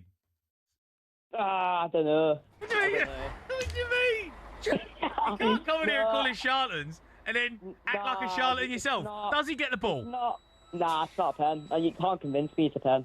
That's fine. Do you know what? That's fine. You're entitled to your opinion. But answer Jamie's question. Yeah, answer the questions. I'm going to get. All I want is yes or no. Does he dive in? Yes, he dives in. Does he get the ball? No, he doesn't get the ball. Okay. Does he make contact with Mbappe? No, he doesn't. Right, unless I'm going blind, I need to see it again then. Unless no, there's 100% there's contact. No, that's a fact, Rob. Don't near me. Don't near me. Jamie, don't do this. Jamie, don't do this. No, don't near me. Right? How you get nerd off, mate. We're making fun of accents now, Jamie. Is this what we're doing? Is this what we're doing, Jamie? Rob, really? Rob, just answer the question. Does he touch Mbappe? No, he doesn't. Oh my God! Honestly, mate. Rob. Doesn't touch him, mate. Rob. What? Here's what I want you to do. I want you to go on YouTube. I want you to go and find it. I want you to watch it, and then I want you to phone us back because I'm going to do the same. Okay? Right. We're going to call you back just after 5:30. Okay? So you've got plenty of time to find it. I don't know I can make that, mate. I've got bedtimes and stuff. You've got a good bedtime, mate. Good bedtime. Good sleep. What time are you up in the morning, Rob? Oh, I'm up at like 7:15, mate. It's fine, mate. You can beauty sleep. I'll give you the ring back. Right, go and watch it and call us back, all right? Right, get Rob. I'll go watch it. Watch out for Rob. All right, keep calls coming in. You're listening to the World Cup Game Day Sports Bar on talkSPORT, brought to you by Burger King. Burger Buddies. Iconic winners delivered in the box every time. Order now on the BK app.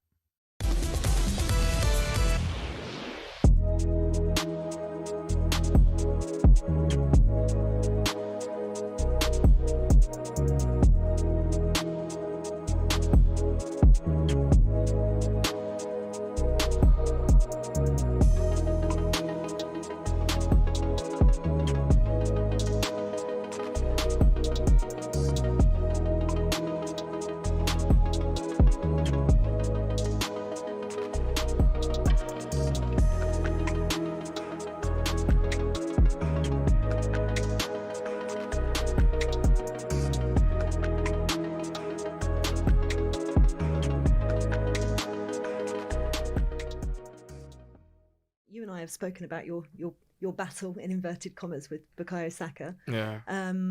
He's just spoken very highly about you in the press conference. Yeah. What did he say? He said you were his brother. Yeah. So give some love back to B. No, he knows. We know. Everyone talks about rivalry and stuff, but if you see us, you wouldn't think that. Of course, we're competitors at heart for sure, and we play in the same position for club and country. So there's that natural competition, but it's not rivalry for sure. We know we're pulling in the same direction. We know we both have parts to play for club and for country. So whenever he's playing, I want him to do the best he can because he's an amazing player and it's going to help us win. And I'm sure he thinks the same. So that's really it. It seems to be a bit of a theme, actually. Thomas Tuchel has almost created he's been very clear in everybody's roles, 2 players for each position and then, elsewhere, and that you're close, the people that you're... What does that do and how does it help? Yeah, I think it's great, to be honest. And I feel like also we have such an amazing team where everybody knows how good they are. So it's like, it's not that you're going to be on the bench and you're rubbish. It might be that opponent, that team suits one player better or someone's in form and, but like if you look at the last game, how the subs came on and won the game for us so easily. That's the strength and depth we have, and it's gonna be crucial for this tournament. You impressed as well against Costa Rica. It was great seeing you back out there.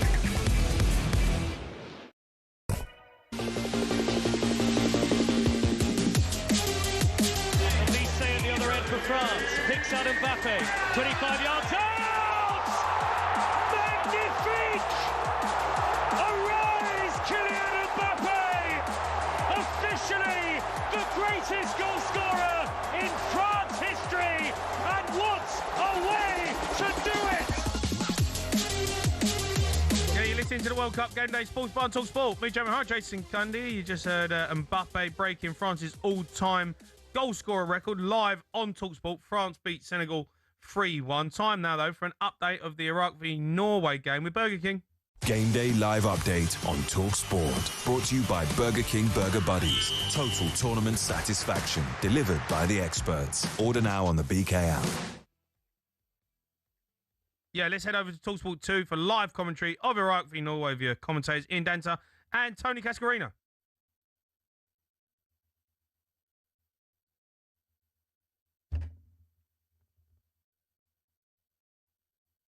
Well, we've got a bit of a technical issue here. Look, shambles. I've been back 5 minutes. What's going on? Didn't happen yesterday. No? I was here. Honestly, look, what's going on? By the way, have you seen the pen? It's a pen. Have you seen it? It's a pen. You doubt yourself. Like I said, I've been in that situation. When you go to ground in the box and you slide on your backside and you don't get the ball and the player touches it away and there's contact, it's a pen. The conversation, that's it, over. There's nothing, there's no way, in my eyes, anything other than a pen. No. It's a terrible decision. That referee's going to end up going home. Yeah.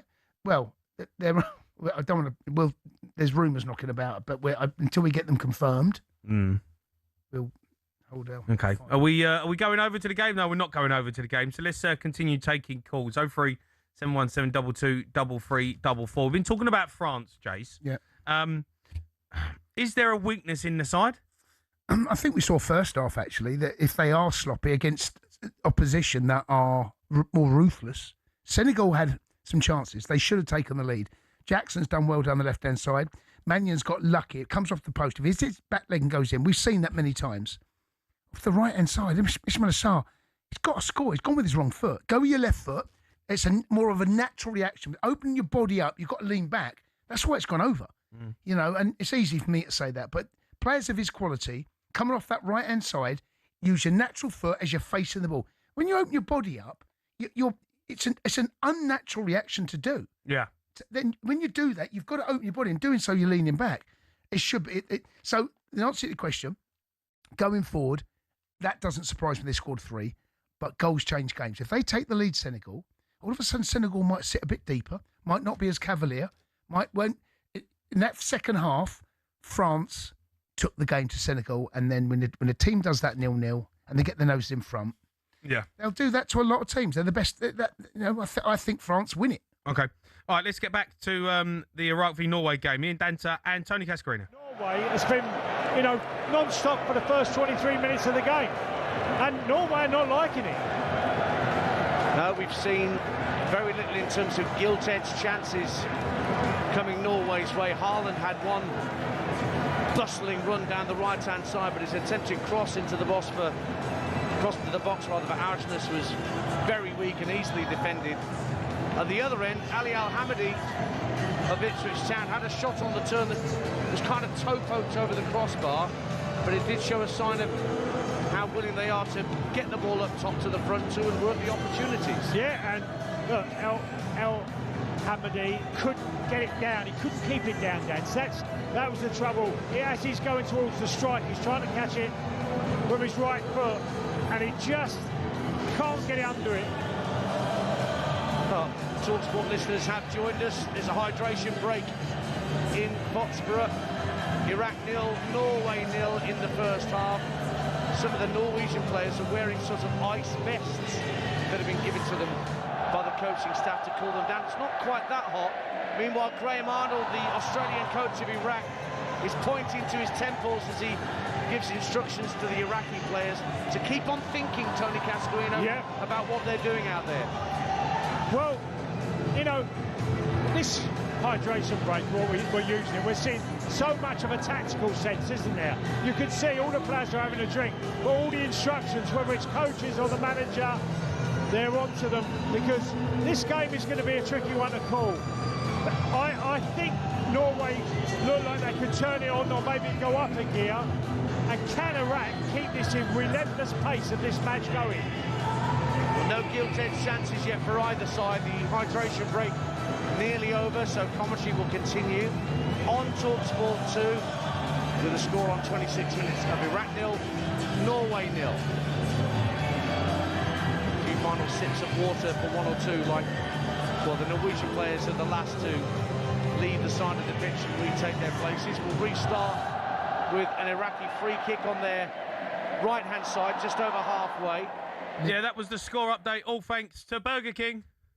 Game Day Live Update on talkSPORT. Brought to you by Burger King Burger Buddies. Iconic winners delivered in the box every time. Order now on the BK app. By the way, Norway, with the players that they've got, they probably should be winning this game, shouldn't they? Yeah, there's time, mate. There's plenty of time. Yeah, I mean, eventually I think Norway go over the line. That would be my suggestion. But we saw that some of these smaller teams can dig in. They've got a bit about them. They've improved. And this is why, I'll be honest, my stance has changed on the bigger World Cup. I think actually it's not like I thought it would be. No? I know Marcel, who are they? Marcel. I know they got tonked by Germany, but I think when I saw the Cape Verde one, I got emotional. When that full-time whistle went, I got quite emotional, thinking that is an unbelievable achievement for a nation of islands that have got 500,000 people, and they've managed to draw against the European champions. That to me is like what the World Cup's about, though, right? It is, and I have to say I was a bit previous when I said that I didn't think that the bigger numbers would work. I've changed my stance actually. Look, Germany tonked Brazil 7-1. Yeah. Right, so that can happen. Yeah, it doesn't often happen. The big dogs are big dogs, but there's going to be some games that you look at and you go, okay, that's not the best. I'm not going to stay up and watch that one. But oh my gosh, Haaland's just scored. Unbelievable goal as well. There he is. That's a great. He's arrived. Goal. He's arrived. Big dogs arrived. Big dogs have turned up. See, I told you, I come back for the big dogs. Yeah. It's when the big dogs turn up this week. Yeah. O'Hara, Mbappe, and Haaland. Kane. Tomorrow. What a quadruple that is. That's what I mean. O'Hara, Mbappe. First week, load of old guff. Big dogs turn up now. Time you run, mate. Time to run perfectly. Stayed on side, time to run. Yeah, it's a good goal. Norway have gone 1-0 up. Brilliant goal, actually. Really good goal. Yeah. Let's go to James. He's a Man United fan. All right, James? All right, Jimbo. Hi, both. How's it going? All right, matey. Go on. What do you want to say? So, I'm a Welshman, and obviously, really, really gutting to not be able to watch Wales this year in the World Cup, obviously. But as a Man United fan also, is it controversial that I want to see England do well? There's a few guys in work kind of gave me a bit of a dodgy look the other day. Are you fully Welsh? Yeah, fully Welsh. Yeah, fully Welsh. No English at all? No, like great-grandparents? No, nothing. Yeah, it's odd, mate. Yeah, I can't... What... Well, I guess here's my justification, right? So I support Man United, which I've obviously inherited from my old man. Yeah. And, I support Man United week in, week out, various English players obviously in there. Yeah. I know a lot of them are not probably called up this time. But, you still want to see them do well because, it's a league I support, it's a team I support. And if England do well and win, then the whole league and the whole team and everything can kind of, get there. James, I'm sorry, mate. You don't care about England, mate. You don't give them. There'll be a load of Welsh fans out there who want to see England get pumped. Rightly so. I don't. Like, obviously, Marcus Rashford, obviously, I'd like to see him come back. Don't even play for you anymore. Well, apparently the news he potentially might be coming back and open to it. But at the end of the day, he's a Man United lad. Still want to see him do well. I would be made up to see him win the World Cup, for instance. That's just my take, I guess.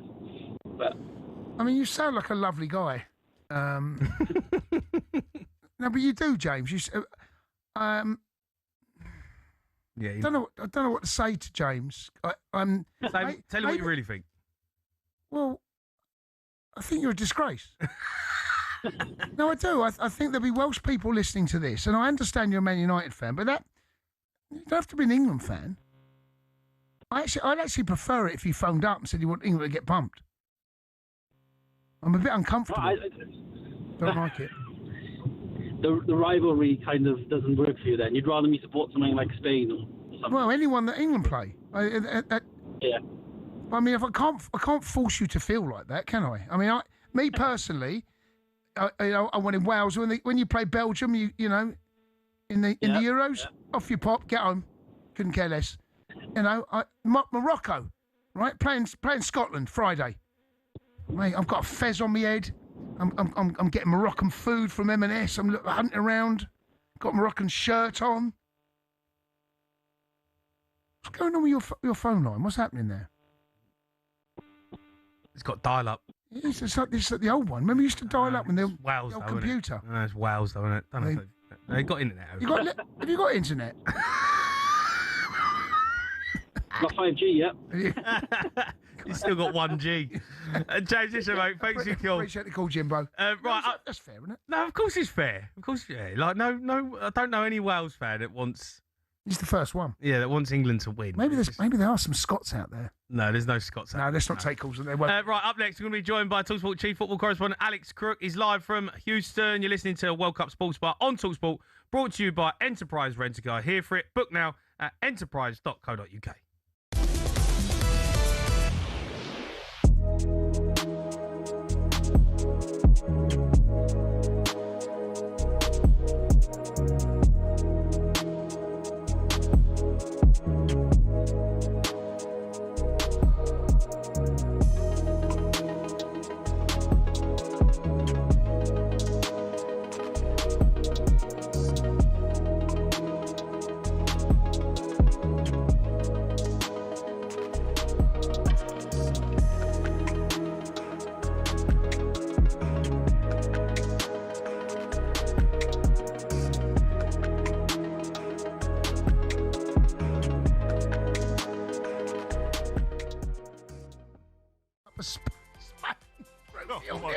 With Cape Verde, it's only fair and right we do this. ¿Alguien ha visto a España? Paella. ¿Puedes oírme, paella? Siempre eres tú. Menuda paliza. Ni cucaracha. Estrella. Chorizo. Chorizo. ¿Puedes oírme, chorizo? Siempre eres tú. Menuda paliza. Siesta. Tiki-taka. Taka, tiki-taka. Tiki-taka, tiki. ¿Puedes oírme? Tiki-tiki. Siempre eres tú. Menuda paliza. La Liga. Tumbonas. Benidorm. Pablo Picasso. Sangría. Islas Canarias, Santiago Bernabéu, Rafael Nadal, Málaga, Penélope Cruz, el clásico. ¿Puedes oírme? El clásico. ¿Puedes oírme? España, siempre eres tú. Menuda humildad. Oh, mate. That's hard work, that, mate. I didn't know you could. That's hard work, that. I didn't know you could. That took a lot of effort. I didn't know. No, I didn't know you had that in the locker. Me neither. Unbelievable game that we saw. Spain, the European champions, take on Cape Verde. In a game where I thought Cape Verde absolutely deserved a point out of that. And you know what football's like? I see 5 minutes come up of extra time at the end of the game. I'm like, this football's such a cruel sport that you don't always get what you deserve, but they absolutely got what they deserved. Yep. And had Spain somehow nicked that header towards the end, had they somehow nicked a goal, that would have been one of the biggest travesties I can think of. Listen, I was watching the game, and I was looking at it, I was thinking, damn, I couldn't see a way, because you know what it is? It's the low block that you can't unlock it no more, because people are defending so well, teams are defending so well. And it's hard you need individual brilliance. Or what do you have to have? You have to move the ball faster to get your wingers on the ball so you can get crosses in and get goals that way for your striker. But when I saw Cape Verde, I thought they deserved something out of that game. And they was getting on the attack, they were going on the counter attack, and they was having a go.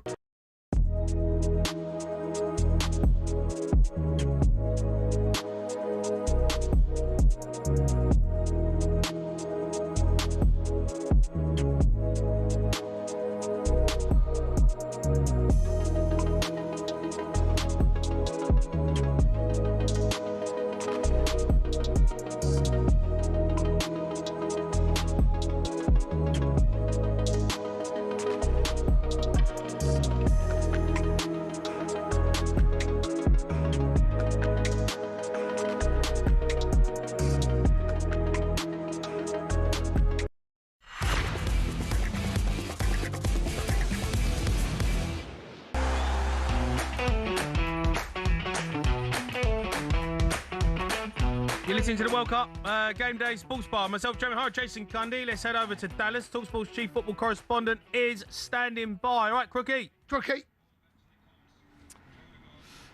Afternoon, boys. Evening where you are. We all good? Yeah, we're good, mate. We're good. Look, we're just starting to build up to the England v Croatia game. How's the team looking? Because we've lost Tino Livramento. Chalobah comes in. I'm guessing, obviously, it's not going to make a big difference to the starting lineup. No, I think Reece James was always going to start this first game. He is England's starting right back, but it is a concern for me that they've lost his understudy, because we know that Reece James does have a habit of picking up injuries, so they're going to have to hope that he stays fit now for the whole tournament. I don't really get the Chalobah call-up, if I'm honest. I think if you were going to have to replace Reece James, you either go like for like with the Trent Alexander-Arnold, or maybe that would have been controversial at this late stage, or maybe you just call up an extra midfielder, because we've got a lot of central defenders anyway. I know Chalobah can play at right back, but he's not really going to, is he? Because you've got Jed Spence in there, you've got Gerard Quansah, I think he would be ahead of him in that position. So a slightly strange turn of events for me. But in terms of the team, the big talking point amongst England fans over here in Texas has been that centre-back area, because we're pretty sure that John Stones is going to start, and we're pretty sure that Ezri Konsa and not Mark Gahey will partner him. And I don't think we would have said that, 3 or 4 weeks ago? I wouldn't have said that 3 or 4 days ago. What makes you think that, Crookie? Are there whispers? I can't believe that's going to happen. I think I know Mark Gahey at a slightly, he started okay at City, and it wasn't as good as he was, obviously, when before he made the move. But what makes you say that? Are the rumours getting stronger and stronger? Yeah, strong whispers coming out of England's camp in Kansas that it is going to be Stones alongside Konsa. Obviously, that could change between now and kick-off tomorrow. I think he was impressed, Thomas Tuchel, with how they fared as a pairing in that last warm-up game against Costa Rica, and I think he just sees a bit more physicality in that pairing than with Mark Gahey. I turn away because Iraq have just equalised against goal. Norway, so another of the Minnow nations are making their mark on this World Cup. Yeah, it really is amazing goal. Fair play to Iraq. They've got themselves back in the game.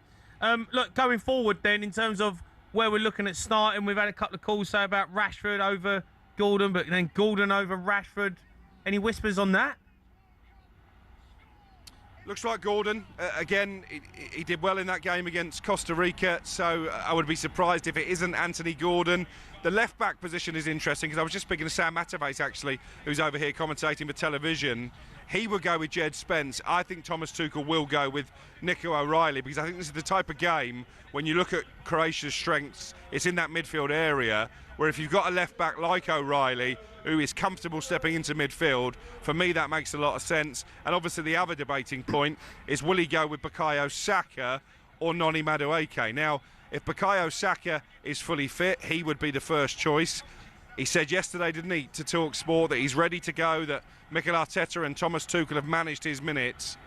I'm not sure Tuchel is completely certain that Saka is ready to start this game. If he does start it, I certainly don't think he'll play the whole 90 minutes. Yeah, it's when we look at the first 11, I think it's something we've all come used to now, just in the modern game, the last 10 years. The bench actually can win you a game. I think we sometimes forget that yeah. The quality of a bench, especially in the conditions that we're looking at now, with 20 minutes to go, bringing on fresh pair of legs. Well, France done it tonight with Barcola. Well, that's the point. I think we sometimes get a bit bogged down about who starts. Why is Rodgers not starting over Bellingham? Bellingham starts, but it doesn't mean to say that Rodgers can't have a role in it. I mean, when he came off the bench against Costa Rica, it kind of proves my point that actually he can have an impact on a game.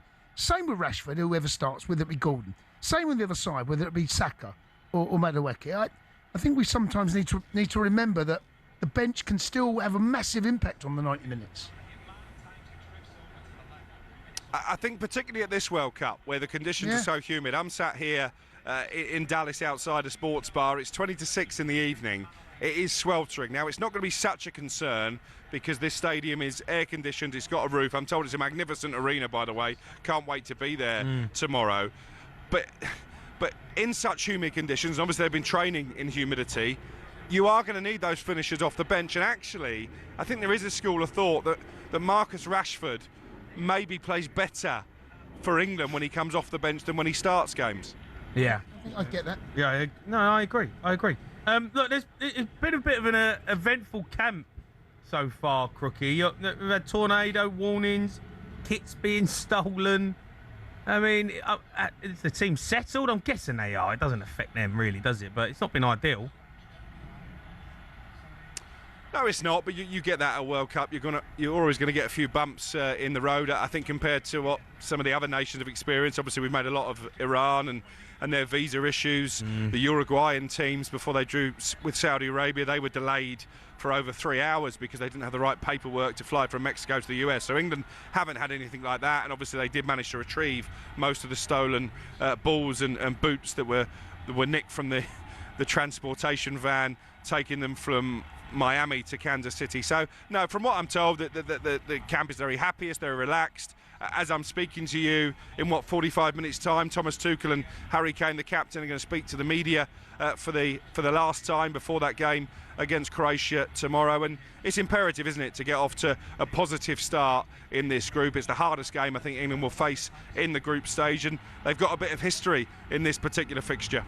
Yeah, there's been another goal as well in the Norway game. They've just gone 2-1 up. Erling Haaland has scored his second of the match. Shocking defending from Iraq, by the way. We'll get an update from the boys, but I mean, Iraq got themselves back in it. A bit of a shambles. I'm smiling, boys.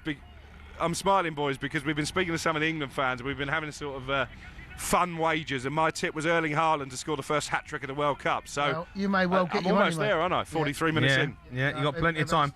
Look, before I let you go, Crookie, I've got to ask you about Spurs. Looks like why have you turned Van it Hecken's Spurs? done. Well, no, honestly, he's over there. What about?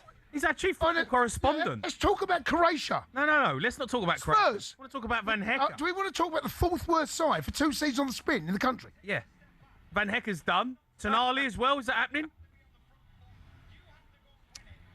They're trying to get Tonali done. Roberto De Zerbi driving this deal. It's going to take a lot of money. I'm told 90 to £100 million will be Newcastle's asking price. But Van Hecke is agreed, £52 million. I said a few days ago I expected this deal to get done. The player was pushing for it. He's only got a year left on his contract, so Brighton weren't in a particularly strong position to try and keep him. They have included a 20% sell-on in the deal, Brighton, so bearing in mind he's in the last year of his contract, it looks a good bit of business, a player proven in the Premier League, and another defender arriving. Obviously De Zerbi has looked at the number of goals that Spurs have conceded and realised that's a big concern.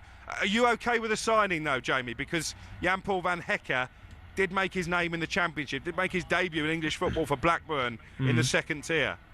Yeah, but he's been playing in the Premier League for ages, Crookie. You know, I think we've had that discussion before, mate. We signed Premier League players, as you've noticed. Andy Robertson, Van Hecke, Senesi. We're going to go and get Tenali. So you keep talking about Spurs signing players from the Championship. Andy Robertson was in the Championship as well, wasn't they play in the Premier League, Crookie. I'm not having this conversation with you again, you nugget. Honestly, ridiculous. Crookie. I had to chuck it in there. Yeah, I know you did, mate. Yeah, I know. You're talking garbage. All right, mate, listen, just on Croatia. Oh, finally. What do you mean? Will you sit back and ask a question then? Right, Crookie, Croatia, the manager said against better opposition, he'll consider a 3-5-2 formation. Yeah. I just wonder. Yeah. And I've been asking Faye, but I felt a bit, we don't know. But any rumbles on what they might do? Because let's be honest, the midfield, the aging midfield, as brilliant as they are, and and obviously the evergreen Modric is in there. I just think that they could get overrun in the middle of the park with our legs and energy. What are you thinking? Any rumours? Yeah, well, that's why I think Nico O'Reilly should start for that reason. But yeah, speaking to Croatian supporters, speaking to members of the Croatian media, they do expect a back three, so quite a conservative approach from England's opponents. In terms of key players, obviously Luka Modric in the twilight of his career, but still a great passer of the ball, so Declan Rice and Elliot Anderson will have to pay close attention to him. But I think this is a game that England should win. I don't think it'll be comfortable. Croatia don't concede many goals. England obviously didn't concede at all, I think I'm right in saying, in qualifying. So it could be quite a cagey affair. I've gone England to win 1-0. And Jude Bellingham, we've talked about a lot in the last few weeks and months. I mean, you speak to fans from rival nations, they can't believe it's even a debate if Jude Bellingham starts for England tomorrow. I think he will, and I think he'll be determined to prove a point. He's been really good in camp, apparently, over the last few weeks since England have got to the States. I think he's going to score. So there you go. England win 1-0, another clean sheet. Bellingham gets the goal, and we're off and running, boys. Okay. All right, Crookie, top man, mate. Enjoy yourself. Cheers, Crookie Monster. Cheers, guys. All right, you're going to be joined by talkSPORT.com's Jack Cunningham next. We're going to get tomorrow's back pages.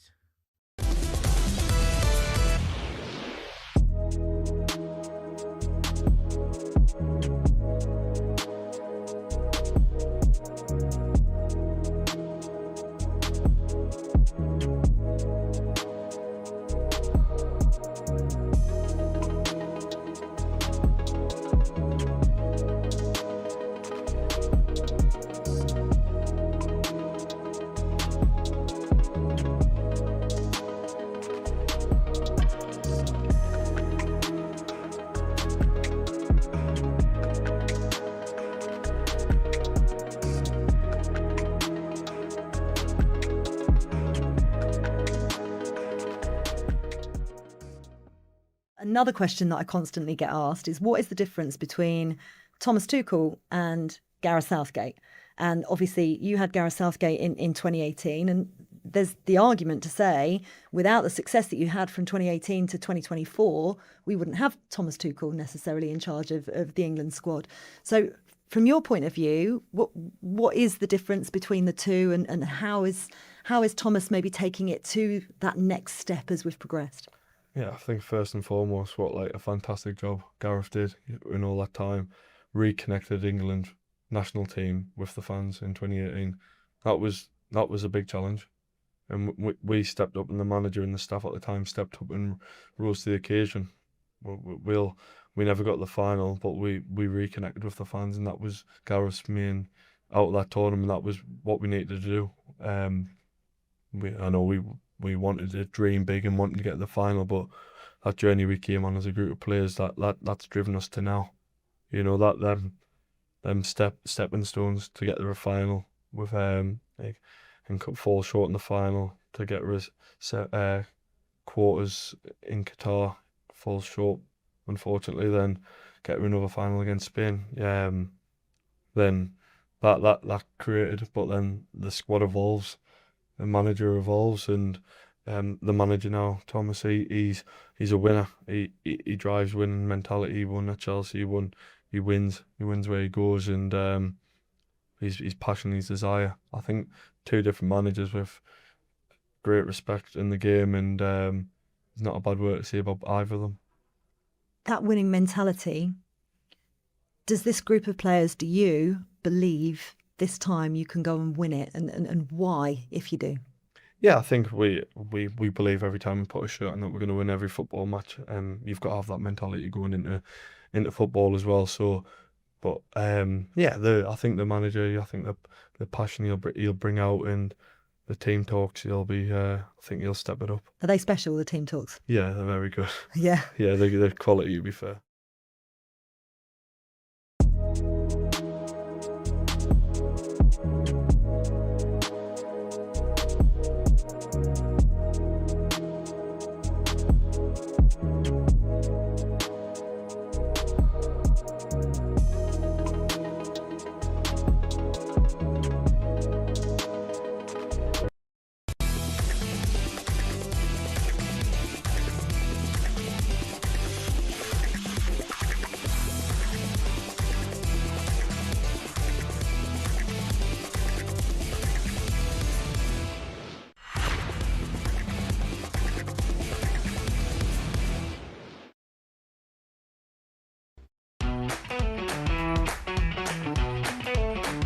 Want the chance to win £26,000 tax-free cash to celebrate the 2026 FIFA World Cup? We're giving away the big bucks.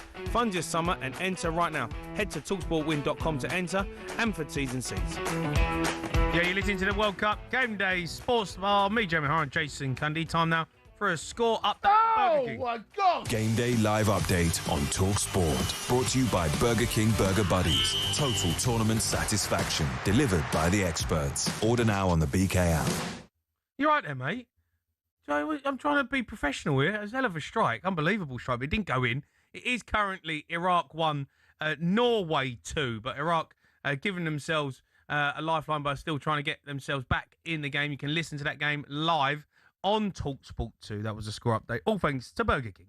Game Day live update on talkSPORT. Brought to you by Burger King Burger Buddies. Iconic winners delivered in the box every time. Order now on the BK app.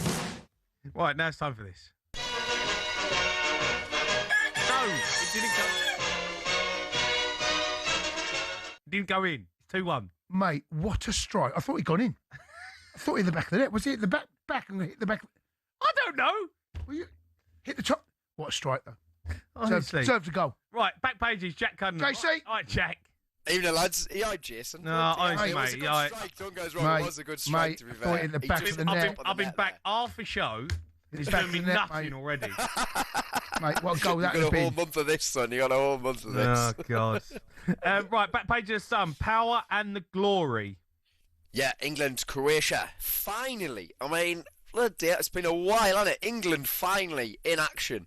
We are finally going to be playing against Croatia in the World Cup. It feels like, obviously, the World Cup got going on last Thursday, and here we are now on Wednesday. England are going to finally play their first game against Croatia in Dallas. So, look, I feel like what we've seen so far from a lot of teams is not too impressive, really, and we're going to be interested to see how England do against a team who, let's be fair to Croatia, they have made back-to-back World Cup semi-finals. I know a lot of their players are getting on.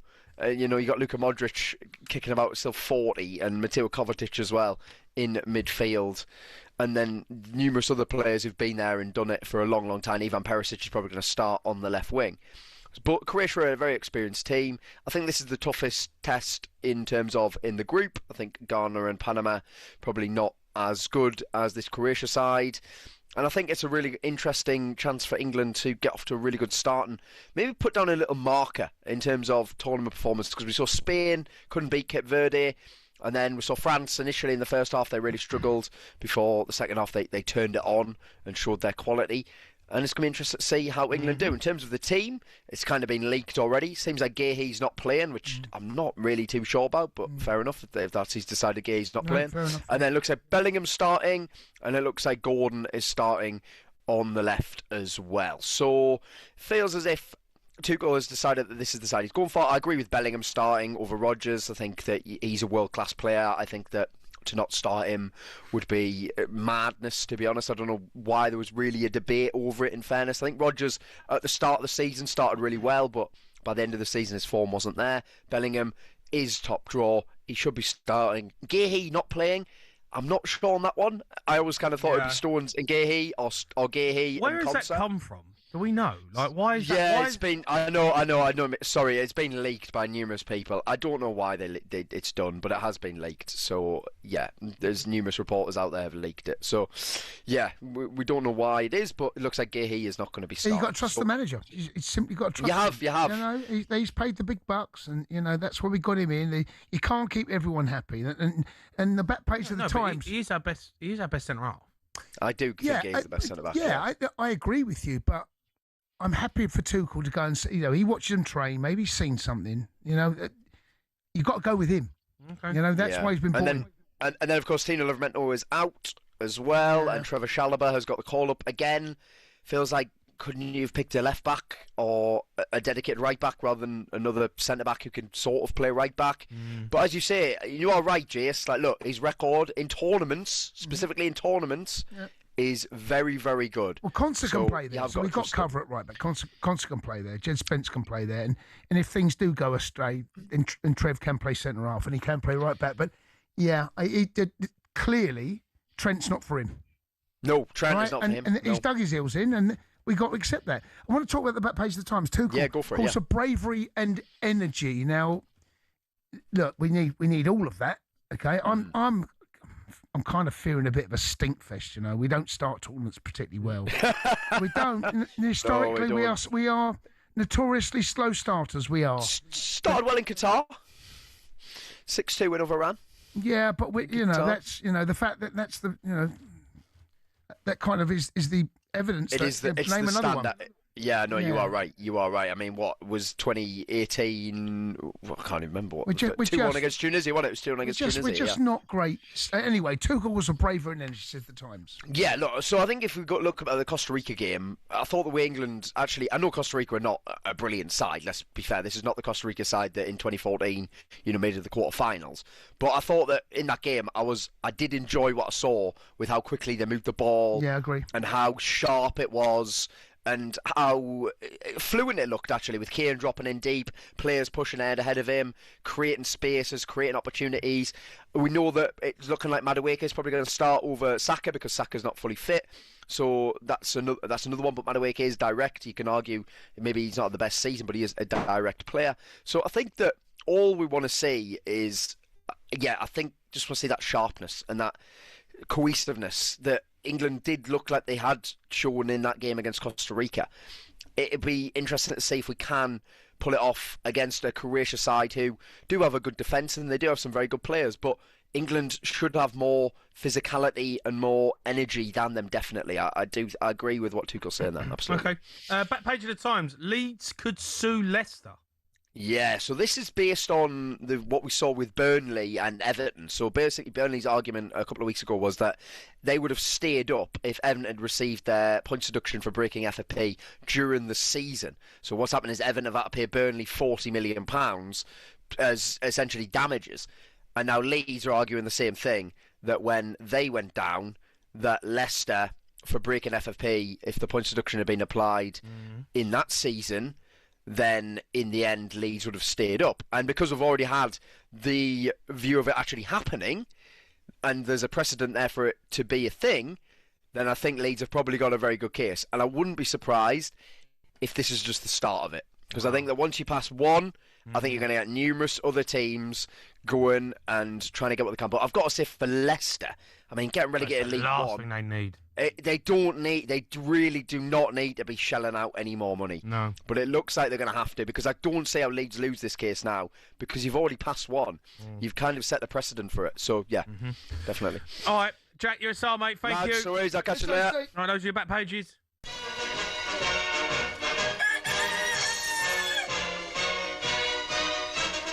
Right, up next, we're going to be joined by Adrian Durham live from Dallas.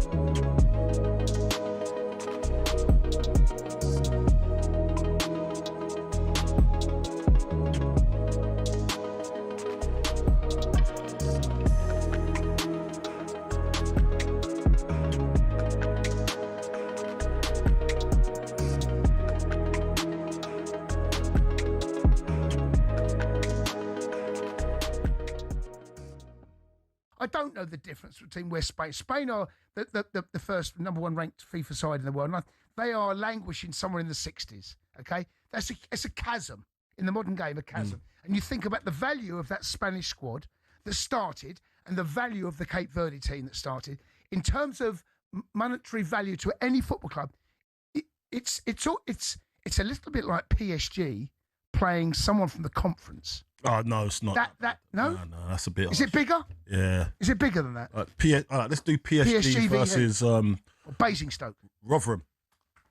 Oh, no, so Rotherham are higher up. Do you think? Yeah, League One. Oh, no, I think I'm going lower than that. What? That's harsh.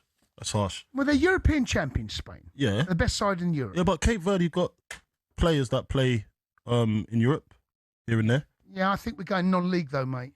You going non-league? Yeah, I think Cape Verde. If Cape Verde. Nah, man. No, they're a non-league side in world standards. Yeah, but you can't do that. I just did. Oh, it's not right. No, I don't mean to be disrespectful. You're being disrespectful. No, I'm not. Actually, it's a backhanded compliment. How? I'm trying to find the compliment. Because of where they are ranked. They're at the World Cup. You're calling them non-league. Yeah. They're at a World Cup. Yeah, I know, but they are non-league. In what I'm trying to do is bring it back into European. You can't really do that, though, can you? You can't really do that. I think no. That's harsh. Is it? Yeah, non-league. Woking. Like, come on. No, they're not. They're not. They're better than that. At least call them like Crawley or something. Crawley, League Two. Let's go. I'll go League Two. I'm not going non-league. Okay, Crawley's not having it. I'm not. Let's bag out of order. They're at a World Cup, mate. No, I'm not being disrespectful. I think what we're doing here is we're looking at all the teams in the world. And so European champions, PSG, all the teams in Europe, all the non-league teams and everything in Europe. Cape Verde they're non-league, mate. All right. That's what I'm going. That's your prerogative. I don't think that is. I don't think it is. So coming. I really think. I don't mean to be disrespectful. No, you are. You are. No, I'm not. Look,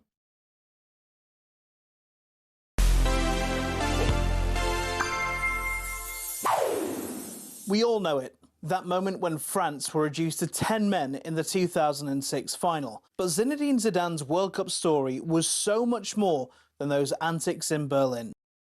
Despite a meteoric rise to prominence in the early 90s, Zidane wouldn't really start his World Cup career until 1998. See, France didn't even qualify for 94, so they had some making up to do on home soil. Ahead of the tournament, Zidane was flying. Back-to-back Serie A titles and Champions League finals with Juventus, but things didn't exactly go to plan. In France's second group game, he was shown one of these. I mean, we were so busy getting angry at Bex for his red, we didn't even realise Zidane was getting properly dug out in France for the 12 days before. The French public demanded he be kicked out of the squad and sent home. But manager Aimé Jacquet held firm and brought him back 2 games later. After his return, he'd start every game until the final, where he was quite simply brilliant. He scored not once, but twice. And this was the moment he'd been waiting for. There was national jubilation, and all was forgiven. He was even rewarded with a Ballon d'Or to cap off a near-perfect year. France won the Euros 2 years later and so were red-hot favourites at the 2002 World Cup. But the table will tell you things did not go to plan. Now, come 2006, France, now captained by Zidane, are one of the favourites again, but they made hard work of it. They won just 1 game and finished second in their group, which meant they had to beat Spain, Brazil and Portugal en route to the final. Then, the moment we all remember. Zinedine, just leave it. Walk away. Zinedine, no! And that meant he became only the second player in history to be sent off twice in World Cups. France lost, but he still won the Golden Ball. As you can see, he was thrilled. Or furious. Zidane never played again, but across 3 tournaments, his story had everything. Disgrace, glory, infamy. We don't like our heroes clean anyway, do we?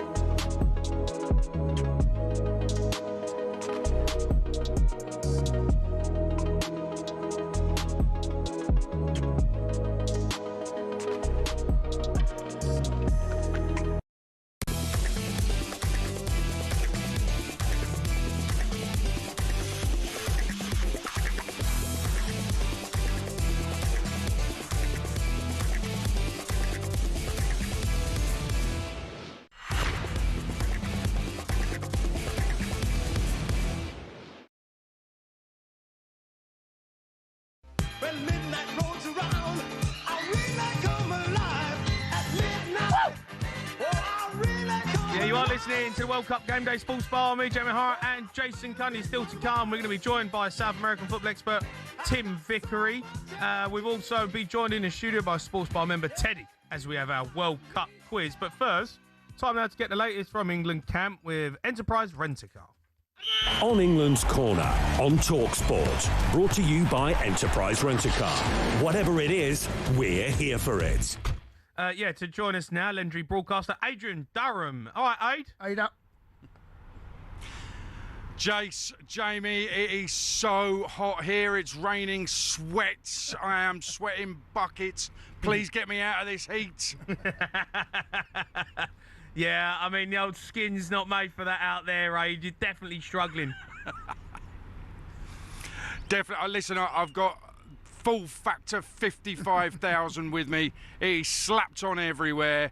I'm usually wearing the biggest hat I can find. I said I'd only do this if they put me in the shade. So I'm in the shade right outside the Dallas Stadium, what they call the Dallas Palace, which is where England are going to be playing Croatia tomorrow live on talkSPORT. Ada, there's been some bad news. Livramento feel absolutely devastated for the boy. World Cup comes around every 4 years. His first World Cup, he's picked up an injury. The news that Chalobah's come in is slightly surprising to a lot of people. What have you made of that?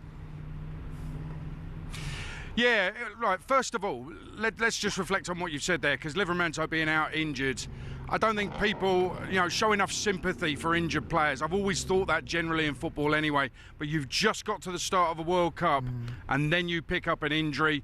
I know one of the lads who plays for New Zealand is a Peterborough midfielder, Matt Garbett. He's missing the tournament with injury, just picked up a couple of days before their first game. So, I'm devastated for these guys because it's potentially a once-in-a-lifetime for them. You don't know what's going to happen in 4 years' time. So, really, really a lot of sympathy for these guys. So I hope Livramento's coping okay with that and the emotional distress of it. Totally in agree. terms of Chalobah being called up, I've no problem with Chalobah himself at all. I've no problem with him. But obviously the Trent thing is big, and if the stories are to be believed that they didn't know where he was, then that's absolutely mind-blowing, because surely somebody somewhere knew where Trent was. Hold on, sorry, they would have been Ada. able to get him, sorry, surely. Sorry, Ada, this is I've not heard this. Yeah, this is new news to us. This is new news to us, Ada. Are you saying that Trent... Yeah, he's been... Go on, take over. Yeah, it's being reported that FA officials couldn't find Trent. They didn't know where he was. Now, we're about to go in the stadium and talk to Thomas Tuchel about this. So Faker has got a one-on-one with Thomas Tuchel a bit later on. He's doing a press conference as well. We're hoping to find out more, and if those reports are true. But it's being reported that they couldn't get hold of Trent Alexander-Arnold. Now, how hard were they trying? Was it actually Trent that Thomas Tuchel wanted? There's a lot of questions unanswered, but for me, it's a no-brainer. Livramento is out. You call up Trent Alexander-Arnold. So if it wasn't the case that they couldn't get hold of him or couldn't find him, then we need to know why Trent Alexander-Arnold wasn't called up. What's the real reason? I've got a question for you. He wasn't in the 55, or was he? My memory doesn't serve me that well. No, we believe he was in the 55. He was in the 55. We believe he was. Right, okay, so that leaves him open to being in the squad. Right, okay, all right. Wow. Wow, I mean, that's big, yeah. Hopefully we'll get that out of Thomas Tuchel. We'll find out a bit more about it. Obviously, you're going to be finding out very soon. That would be pretty shocking. Well, it depends if he wanted to be contacted. What, do you think he wouldn't? Well, I mean, they've got his mobile number. Yeah, I know, but... how difficult can it be? Well, he might not be expecting a call. Well, he got his number. My instincts are that they've got his number. They must have. And... he's pied it. That's... well, come on. I don't know, mate. I think the reality is... Jamie, I think the reality is... let's face it, Thomas Tuchel didn't want him in the squad. Fancy That's it. what I believe. Thomas Tuchel may say differently. No, he don't fancy it. I absolutely agree with that. Because not getting hold of him isn't an excuse. There's somebody in the squad. One of the players knows him very well. Jude Bellingham's his big mate. There'll be Liverpool players who know somebody somewhere in the world will be able to get hold of Trent Alexander-Arnold. Yeah. My belief, my personal belief, Tuchel didn't want him. I totally agree with that. That is more believable than they can't get hold of him. I totally agree. Don't know, mate. When you're not beefer, you know... Wait, in a bit of O Beach? Yeah, you know... The signal's not great in O Beach, is it? Great there. You know, phone can go missing for a few days, Aid. We've all been there. You know, phone's Is he a young version of you, Jamie? Well, you know, I'm just saying. Let's hope not. I've been very uncontactable Let's hope in not. Ibiza for a few days, you know. Trent Alexander O'Hara. Let's talk about, obviously, the game then, because, look, it's obviously our first game. We've seen teams play. Obviously, France were brilliant in the second half tonight, but no one's really, you know, looked incredible. I know it's the first game, but England will probably want to look at this first game to stamp authority. Yeah, I would say so. Listen, we all know the first game doesn't mean anything, really. Argentina lost to Saudi Arabia first game last time out, and they went on to win the thing. Ultimately, it doesn't mean much, but you're looking for little signs. Mbappe's second half was unplayable. By the way, I definitely thought it was a penalty, so I don't know what the referee's doing, but there you go. It's all about opinions, I guess. So Mbappe's shown he's got some high quality, which we knew anyway. Haaland scored a couple of goals in the first half for Norway. By the way, if Jordan Pickford concedes the kind of goal that the Iraq keeper conceded, the second goal for Norway, Haaland's second goal, I am going to explode at Jordan Pickford. There will be, I absolutely will not be held accountable for my actions because it will be understandable. You can't have a keeper. Has he never heard of Erling Haaland? Does he not know he closes down and he's pacey and he's big and strong? Yeah. Absolutely ridiculous. Yeah. Listen, there's players who are going to cause teams grief at this tournament. Cundy weren't happy with the Mbappe second goal either. He was like, Mendy should do better. I think Mendy's got to get something on that, and the same rules apply with me and Pickford. If that goal goes in and Pickford doesn't get something on it, I know it's a brilliant strike. Come on, he dives under the ball. Yeah. You know what? I agree with you on that, actually. I mean, he's hit it really well. He's hit it true. He's hit it firm. It's so far out, and he's got clear vision of the ball, Mendy. He should get something on it at the least. You're thinking he'll keep that out. But remember, in that quarter-final in Qatar at Al Bayt 4 years ago, when Chouameni hit one from long range, he hit one from downtown, as they say over here, and that got beyond Pickford. You know, a taller keeper with longer arms saves that. So I'm worried about Jordan Pickford being beaten from range. I'm worried about him dilly-dallying. If you remember in one of the warm-up games, after a hydration break, which aren't necessary, by the way, after a hydration break, he messed up against Costa Rica and nearly cost us a goal. So we have to be really careful. Jordan Pickford's got to be on his A game and concentrate completely.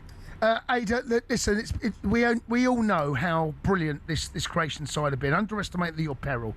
You know, they finished twice. They've managed to put themselves on the world map, and we've fallen foul, of course, in 2018. When you've got Modric, Kovacic, Kamaric, Perisic in the midfield, surely there's going to be legs that we have that they don't have.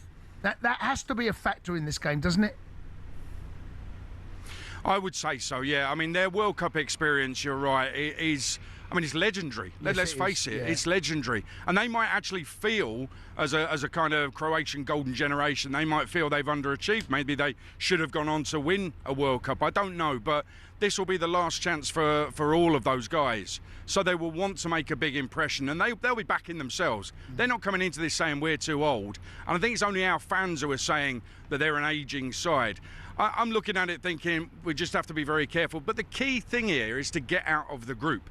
And remember, in the last World Cup, we had that horrible 0-0 draw with the USA. It was all about getting out of the group. And we actually won the group, even though we had that 0-0 draw. So ultimately, as long as you don't get a negative result, i.e. lose, I think you're going to be okay. 4 points should get you through.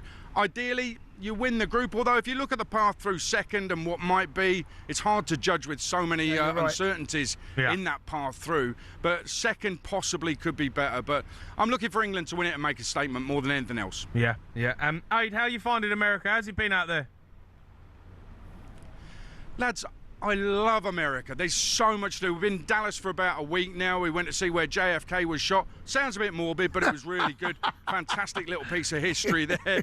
We went to South Fork. We're on the South Fork Ranch where they filmed Dallas today. It was sensational. We saw where J.R. Ewing's body was after he'd been shot. Absolutely incredible. So it was an amazing experience. Never thought I'd go to where they shot Dallas. No, so brilliant stuff. It's been brilliant. Absolutely love it. Yeah. So a lot of history about getting shot. Well, let's hope Harry Kane gets his shots right tomorrow Yes, for indeed. England. Yeah. Is Sue Ellen playing up top? Well, I'm not sure she's passed the medical. She was swaying around a bit. So, no, I don't think so, mate. Hey, the top work as always, bud. Top man, mate. Enjoy us. Love you guys. Love you guys. Okay, man. Adrian down there, legendary broadcaster. That was a look at all the latest in the England camp with Enterprise Rent-A-Car. They're here for it. On England's Corner on talkSPORT. Brought to you by Enterprise Rent-A-Car. Here for it. Book now at enterprise.co.uk. Right, up next, we got South American football expert Tim Vickery coming up.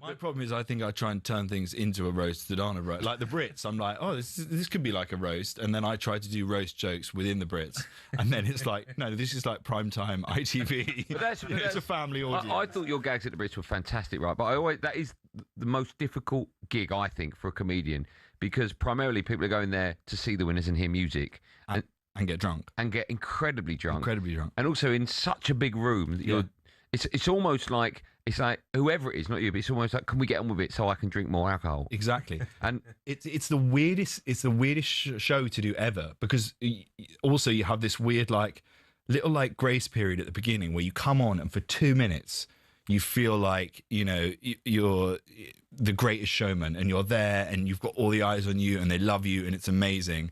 And so you got 2 minutes of the greatest showman and then 3 hours of being a Wetherspoons bouncer at closing time. And you're just there, trying to keep everyone in their seats, or, stop them from, standing up on the tables. I mean, in the one in Manchester was even more carnage than I've ever experienced. I want to talk World Cup football to you, but just quickly on the back of that, have you ever nicked a Brit? Have you got one at home? I've got, they give you one each year. Oh, okay, fine. But they give you one each year for hosting it. So I've got 6 Brits now, and they're not on my shelf because it just feels like a bit of a pity Brit. I haven't really earned that. Someone writes an incredible heartfelt album and wins their Brit Award, and then I just get given one for turning up, basically. One of them. Yeah. Right, let's talk about the World Cup. What are you watching England game Wednesday? What are you doing? I'm watching it with some mates in a pub. We booked a little space, and we're going to go watch the first game. All right, how do you think we'll get on?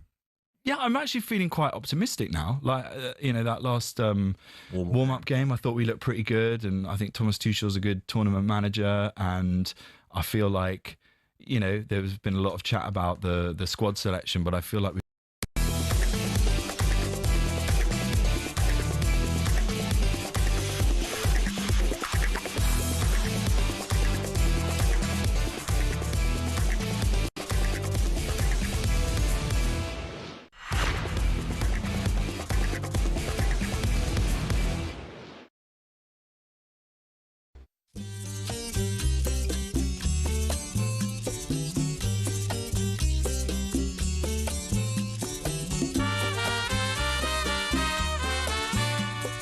You are listening to the World Cup Game Day Sports Bar. Me, Jamie O'Hara and Jason Cundy. We have got live comms of Argentina's opening game. And joining us now is South American football expert Tim Vickery to preview. All right, Tim? All right, Tim. Evening, gentlemen. How you doing? How are you holding up with the hours? You all right? Yeah, well, we're used to this. These are our hours. Just as well. That's what you need. You need some experience at this level, don't you? Yeah. Look, Tim, obviously this is a massive game. Obviously, Algeria, they're no mugs, right? This is going to be a tough game for Argentina. Well, and Argentina discovered in the first game of the last World Cup, there aren't too many easy games around. If you remember it, they came into the competition in Qatar with a massive, massive unbeaten run, ran into Saudi Arabia, lost to Saudi Arabia, and every game after that was a knockout game for them. This time, obviously, the group phase is a little bit more forgiving, but there's no way they're going to be underestimating Algeria. No. What's the news on Messi? Has he got a niggle? Well, it looks like he's going to play. He played. They had two warm up games. He didn't play the first one. They kept him back for the second one against Iceland. Now, this is interesting. Iceland is the first time they face European opposition since the World Cup final against France. Isn't that a thing? Anyway, they kept him back for that. They brought him on for the last 20. With his first touch, he set up a clear chance for Lautaro Martinez that ended in a penalty. So with his second touch, Messi just walked forward and put the penalty in the top corner.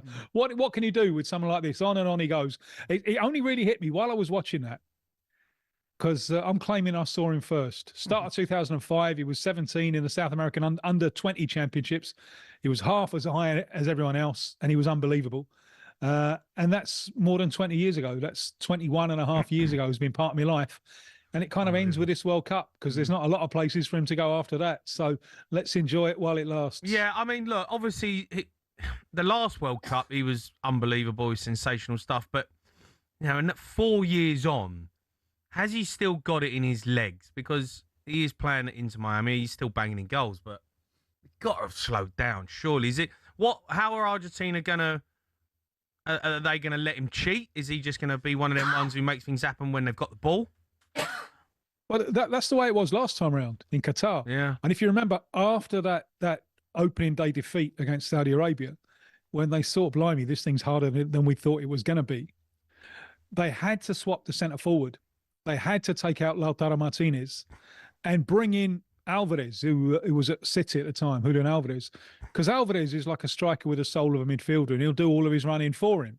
And that's the way that it worked, because they'd expected things to be easier, and they'd expected to have much more of the ball, and they saw that it was going to be more difficult, so they had to adjust. Now, going into this game, they've had quite an injury hit build-up, right up until they lost one defender, reserve defender, but right up until the wire, there was rumours about so-and-so not being fit and so-and-so not being fit. They haven't made any more changes, but it looks as if Alvarez might not start tonight. He didn't play in either of the warm-up games. Right. So that's a worry, because he, since Qatar, he's become, I think, more than Messi. He's more important than Messi to the team now. But it looks like they're going to start with Messi and Lautaro, which, as they found out in the last World Cup, doesn't give you enough legs and puts too much of a strain on the rest of the side. So this is an opportunity for Algeria. But obviously with this World Cup, it is a little bit of a phony war until you reach the knockout stage. So they will hope that by the knockout stage, everyone is right. When the goalkeeper, Martinez, it looks like he's going to play. That'll be his first game since the Villa won the title when he broke a finger. He hasn't been able to get a glove on for most of the time since then. So he's another one of the injury, the kind of walking wounded. So Argentina will hope to ease their way into the competition and hope that by the time it gets serious, then everyone will be fit and raring to go. I'm looking at the potential lineup, and those names are all very synonymous. A lot of them with the 2022. Is this squad perhaps? I know Messi. Take Messi out of it, but is this squad past its prime?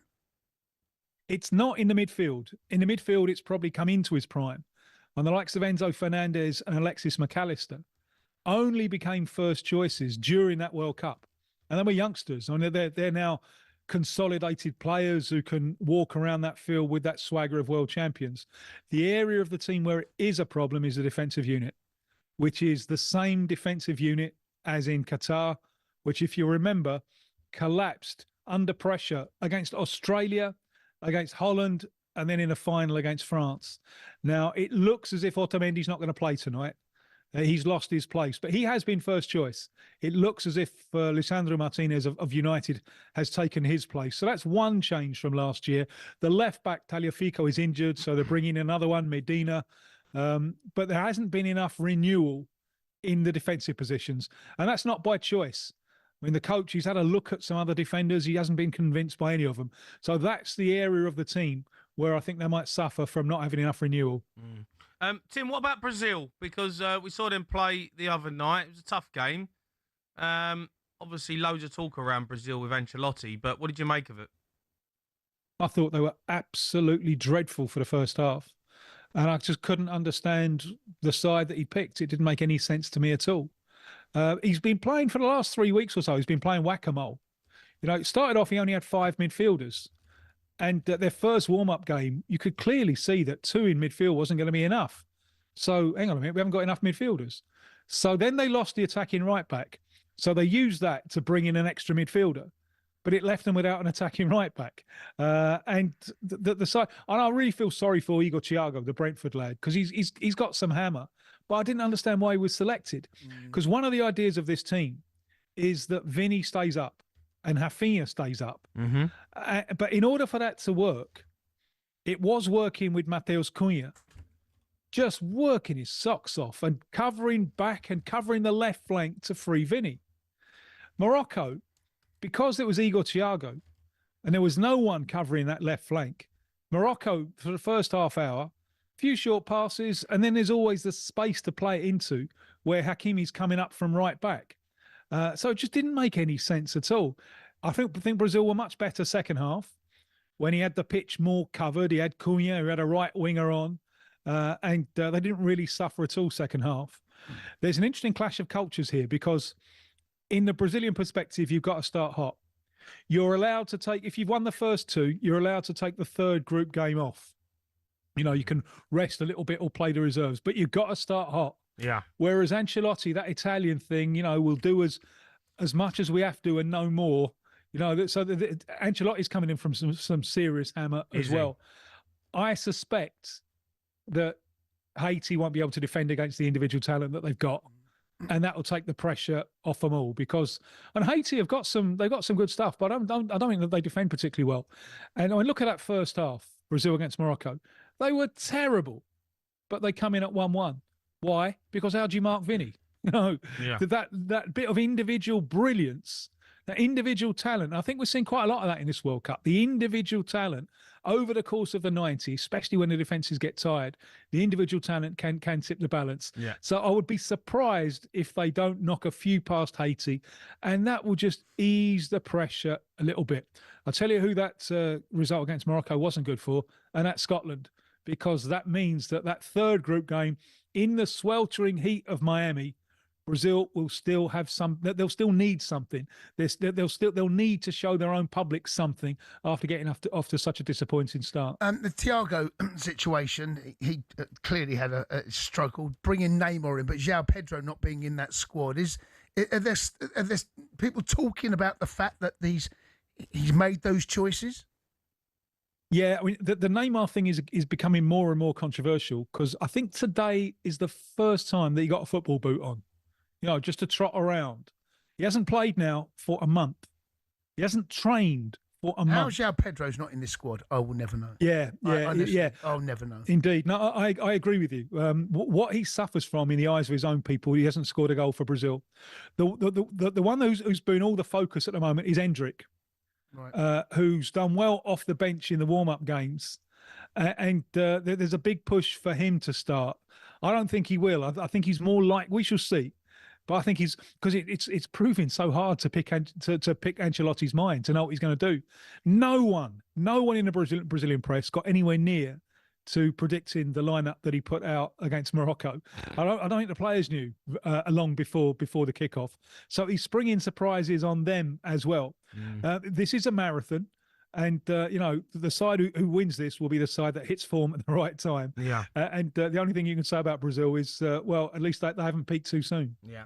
All right, Tim, you're a star, mate. Top man. Thank Cheers, you. Tim. Talk to you soon. Cheers. All right, Tim Vickery there, South American football expert. Up next, we're going to be getting the latest in the Iraq v Norway game. It's live on talkSPORT 2 right now. You are listening to the World Cup Sports Bar on talkSPORT, brought to you by Burger King Burger Buddies. Total tournament satisfaction delivered by the experts. Order now on the BK app.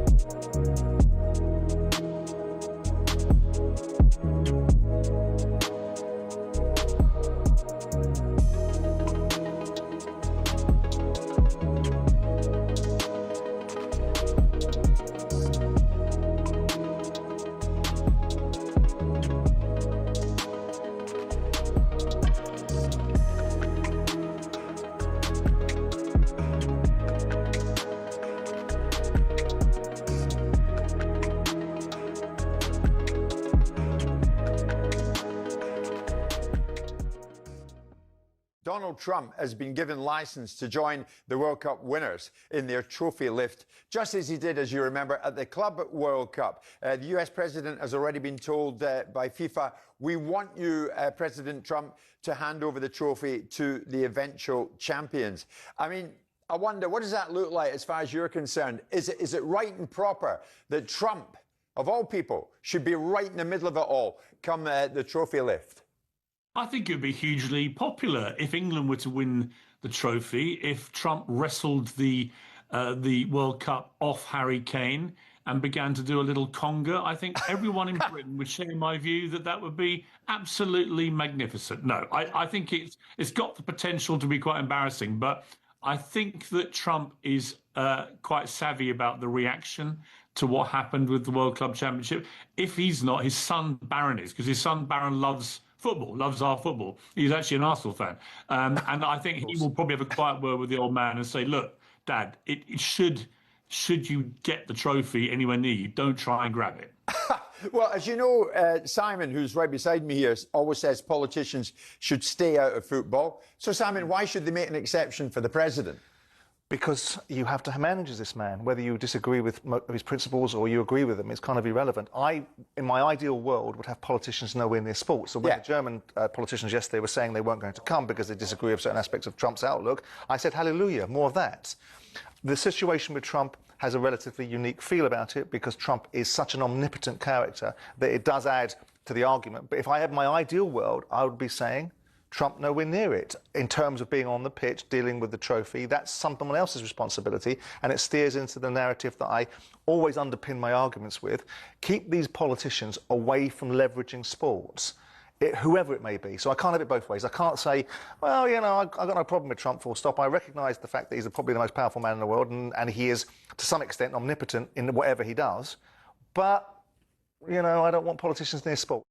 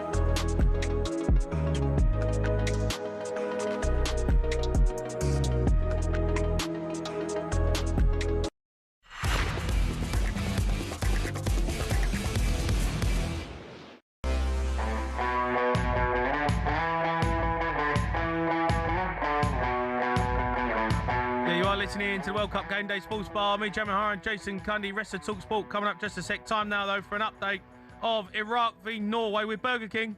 Game Day live update on talkSPORT. Brought to you by Burger King Burger Buddies. Total tournament satisfaction delivered by the experts. Order now on the BK app. Yeah, let's head over to talkSPORT 2, live commentary. Iraq v Norway with your commentators Ian Dancer and Tony Cascarino.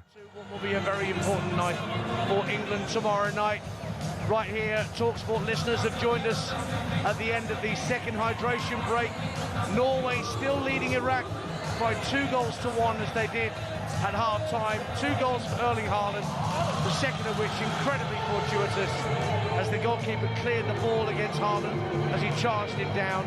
That after Iraq had got themselves level through a brilliant Ayman Hussein header. Norway are about to make a triple change with 20 minutes plus to go, Tony Cascarino. What have Iraq got to do? Because they don't have the talent on their bench that Norway do. No, and look, I feel for them a bit, because how are you going to lift yourself going into the final, 20 minutes plus a little bit of injury time? It's going to be difficult for them. They've got to find something from somewhere, or can they punish a mistake? Can they create one chance from the amount of crosses they got into the box? Can they create something from there? So it's a lot of tests there for Iraq. And I'm seeing now the Norwegian subs coming on, Dance. 4 changes. Ostigard, Torsved, Bob and Shelderup are all coming on. So Christian Torsved, central midfielder, son of Eric Torsved. This commentary continues on talkSPORT 2. Can Iraq get themselves a precious point here, or will Norway join France at the top of Group I? They're just restarting here with 73 minutes played. It is Iraq 1, Norway 2. All right, thanks, boys. That was a score update, all thanks to Burger King. Game Day live update on talkSPORT. Brought to you by Burger King Burger Buddies. Iconic winners delivered in the box every time. Order now on the BK app. Right, now it's time for the rest of talkSPORT. Yeah, we're going to run you through the highlight moments from across the station. Let's kick things off with a Sports Bar Weekender. Colton Cole, Majestic, talking about the legendary David Beckham. Got to make a movie, innit? Like a proper movie. What, him in the movie or a movie about him? No, it's got to make a movie. Him in the movie. Got to be like new James Bond. He should be the next James Bond. If he David Beckham. Go acting school, man. I think he could go and be the next James Bond. He's got that, innit? He's like a James Bond. The name's Bex. Dave Bex. No, you're gonna have to change his voice a little bit. Can't have that squeaky voice.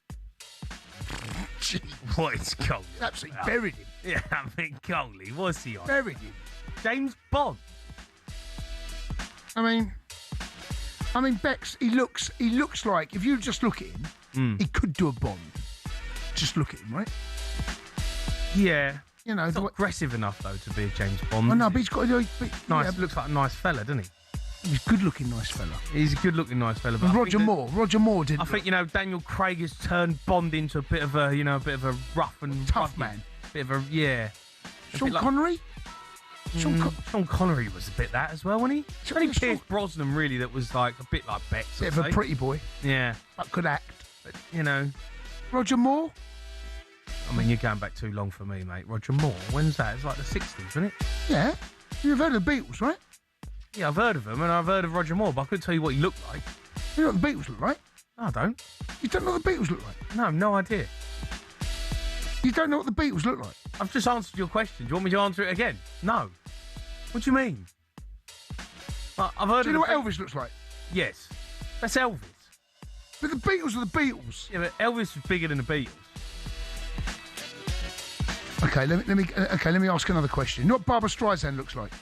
No, don't think so. Madonna?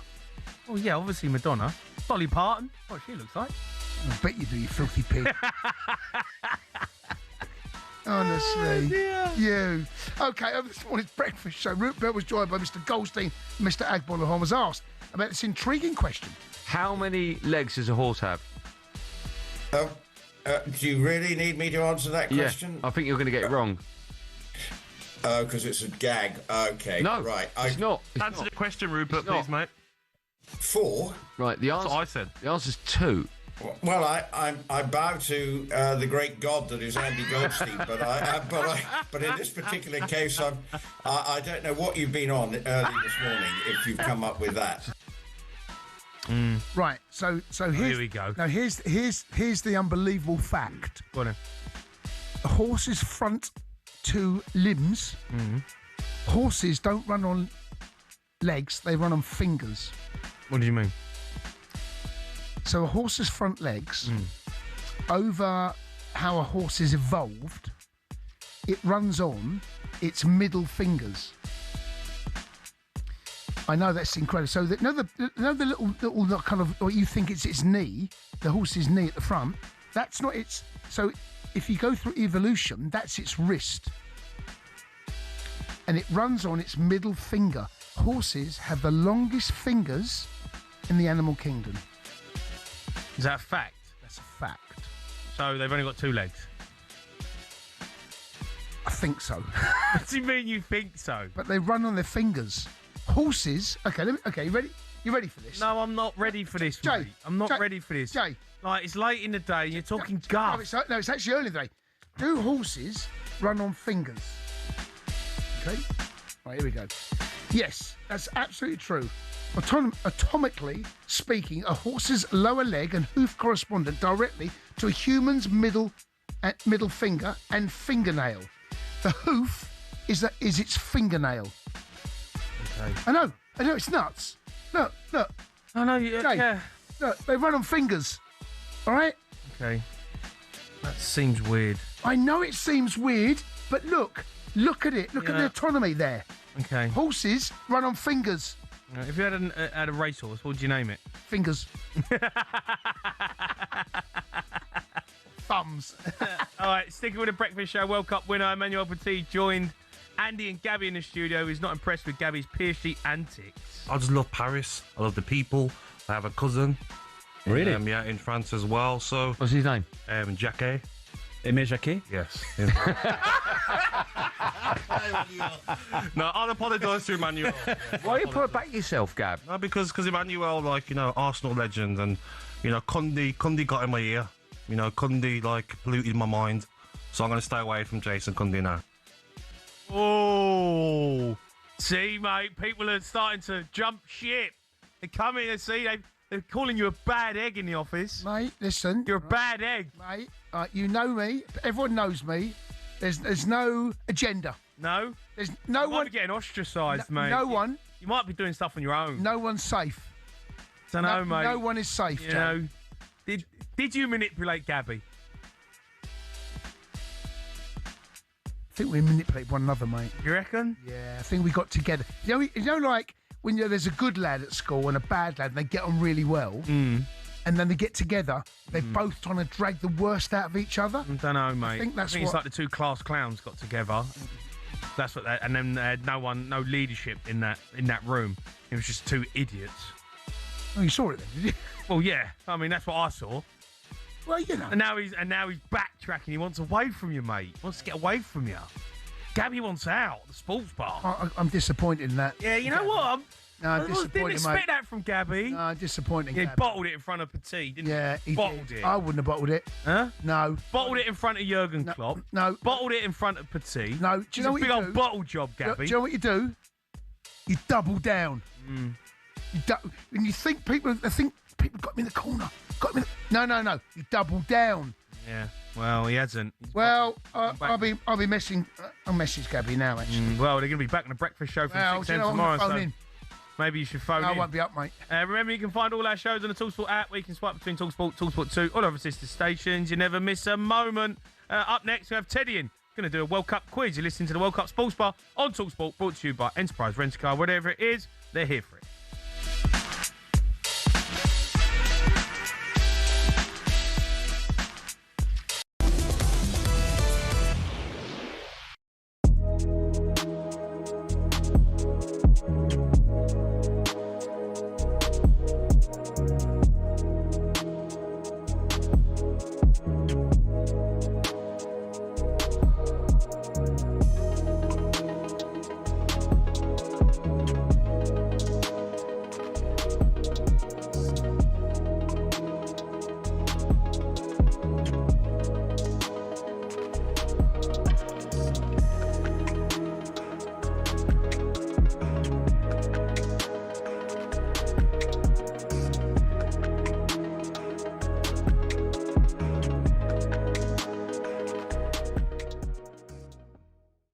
Iran played out a 2-2 draw with New Zealand, the lowest ranked team in the competition. But that's not the whole story.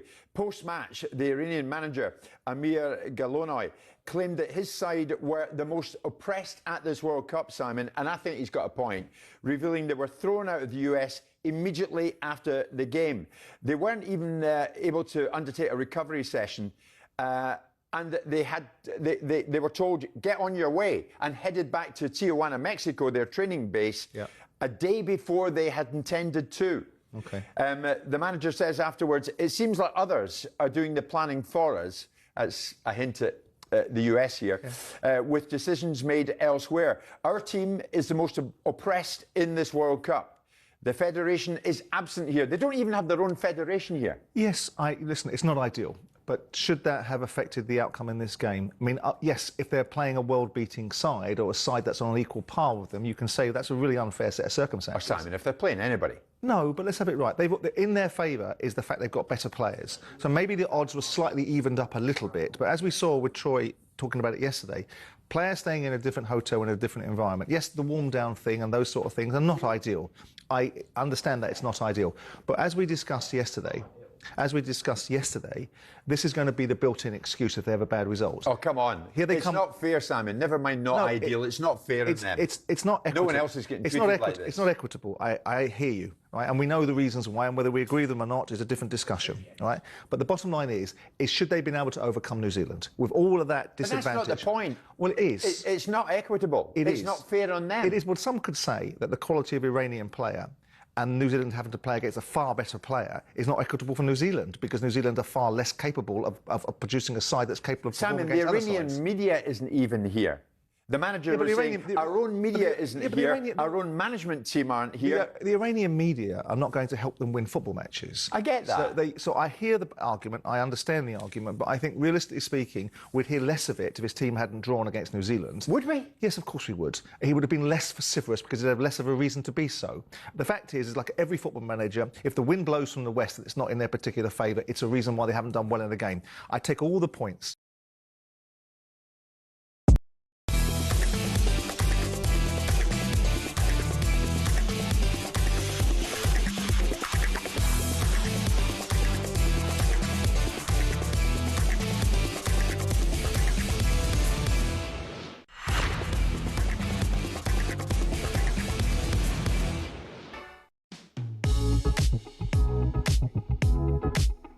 talkSPORT are an official radio broadcaster of FIFA World Cup 2026, and to celebrate, we're giving you the chance to win £26,000 cash. And the best part, completely tax-free. That's right, £26,000 could be yours. Fund your summer and enter now. Here's out. For your chance to win, visit talksportwin.com or text WIN to 83338 by 6 p.m. on the 20th of July 2026. Text costs £2.50 plus your standard network rate, or send your name and number by post to Comp1, PO Box 3190, Colchester, CO2 8GP, to arrive by midnight on the 23rd of July 2026. 18 plus, UK residents only. So for your chance to win, text WIN to 83338 now. This is a network promotion. Full T's and C's at talksportwin.com. Yeah, you are listening to the World Cup Game Day Sports Bar. Me, Jamie O'Hara, Jason Cundy. Time now for a score update. Burger King. Game Day live update on talkSPORT. Brought to you by Burger King Burger Buddies. Total tournament satisfaction. Delivered by the experts. Order now on the BK app. Yeah, Iraq are losing 3-1 to Norway. That game is live on talkSPORT 2 right now. Ostergaard with the third goal. That was the score update. All thanks to Burger King. Game Day live update on talkSPORT. Brought to you by Burger King Burger Buddies. Iconic winners delivered in the box every time. Order now on the BK app. Right, Teddy's come in for a midnight, well, it's a midnight quiz, an end of show quiz. How are you, Ted? You good? Tedster? I'm great, yeah. You all right, matey? I'm sweet as, You yeah. okay? Yeah, all good. What you got for us? Coming in. What were you lining up? Well, a little World Cup quiz. Coming in. Who's going first, Jamie? Do we not share the questions? Yeah, we work together, mate. Come We on. work together? Yeah, Come on, let's work together, mate. That's feet. Come on, we got, the Sports Bar boys are back. All right, leave it you lot then. Yeah, you try and beat us. All right, first question. In 2002, England were knocked out by Brazil, but which Brazilian player was sent off in that game? I know who it is, Ronaldinho. Correct. Jay, it's good knowledge, mate. Excellent work. The only reason I know that is because I watched it on the plane on the way home. The Ronaldinho Netflix documentary. Jay, Yeah, it's good, that. Jay, good knowledge. Good knowledge. Right, next question. Who was the singer that performed the song Waka Waka at the 2010 World Cup? Shakira. Correct. Jay, I might as well go home. Oh, yeah. You know. Can I go home? I've done my World Cup knowledge. In 1998, France won the World Cup on home soil, but which French player was sent off in that final? 1998. Wasn't the Zidane one, was it? No, they got beaten that. That was against Italy. Have we got any choices? No. What do you mean no? There's no choices. Okay. 1998 got sent Thuram? off. Hold on.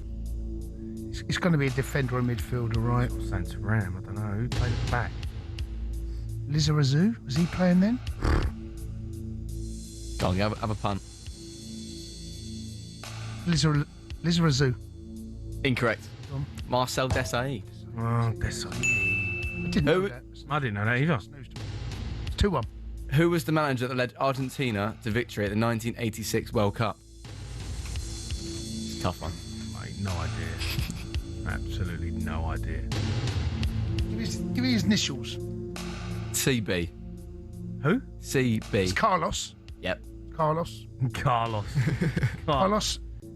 Good manager, Carlos. Something like Carlos Baliba or something like that. Bastoni or something. Who's it? Carlos Bilardo. Oh, mate, we're not far off. 2-0. Right, half a point. Half a point. Half a You point. ain't getting that, it's 2-0. Half a point. In 2014, Germany famously beat Brazil 7-1, but which German player scored twice in 3 minutes during the first half? Okay. I think Schürrle scored in that game. Who's I think Muller scored as well. I think it's Muller. Reckon? Macaroon? Havertz? Was he knocking about then? No. Gonna go Muller. It's incorrect. It's Tony Cruz. Yeah, 3-2 to me. Come on, mate. You've had a few here, mate. Yeah, come on. Who was the England captain that missed the decisive penalty in the 1990 semi-final shootout defeat against West Germany? 1990. England captain. Captain? He says he was captain, yeah. 1990. Yeah. Hold on. But Stuart Pearce wasn't captain. Right? Chris Waddle. And Chris Waddle wasn't captain either. Was that 96? Yeah. Stuart Pearce wasn't captain, so whoever's got that. But I'm going to say Who missed the penalty? I'm going to say Stuart Pearce, but you've got that wrong, so we get double points. Says it's Chris Waddle. Chris Waddle was captain. No, he's not. Maybe he was captain at the time, like for the game. Right. Hold on a minute. Hold on a minute. There's a VAR on that. Chris Waddle. Chris Waddle, yeah. Was the captain. Well, it says he was captain, yeah. Did you have the I armband? I was minus 15 years old. Chris Waddle was not captain of England. He may well have had the armband, but he wasn't captain of If he's got the armband, he's captain. Nah, you're not having that. He's captain at the time, isn't he? No. For that moment, he's You captain. said the captain of England. Chris Waddle weren't the captain of Well, in England. the second half the other day, Jude Bellingham was the captain, wasn't Yeah, but he wasn't captain. No, I'm not having that. All right. That's a point to us. 2 points for actually trying to trick us. Who was the striker that scored England's very first goal in the 2006 World Cup during a 1-0 opening win over Paraguay? Striker. Yeah. Was it a free kick? Don't think so. 2006. It can only. I mean, Is it Kane? I don't know if is it Kane?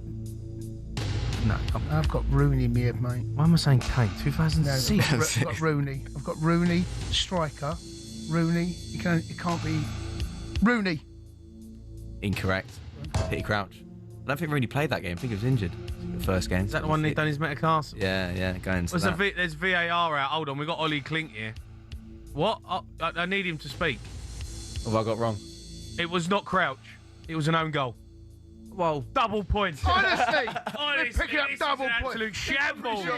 This is a shambles. You can't come here, Ted. No, you can't. Do a quiz and not have the answers right. No. Honestly, why are you giving it the large one as well? Boy said It's out a there, carve up. massive spuzz. It's a carve up. Honestly, this is a joke. talkSPORT carve up on the sports. Honestly, go on. Right, I know this is right. Go on. Who was the tournament top scorer that won the Golden Boot at the 2010 World Cup despite his country finishing third? 2010 World Cup.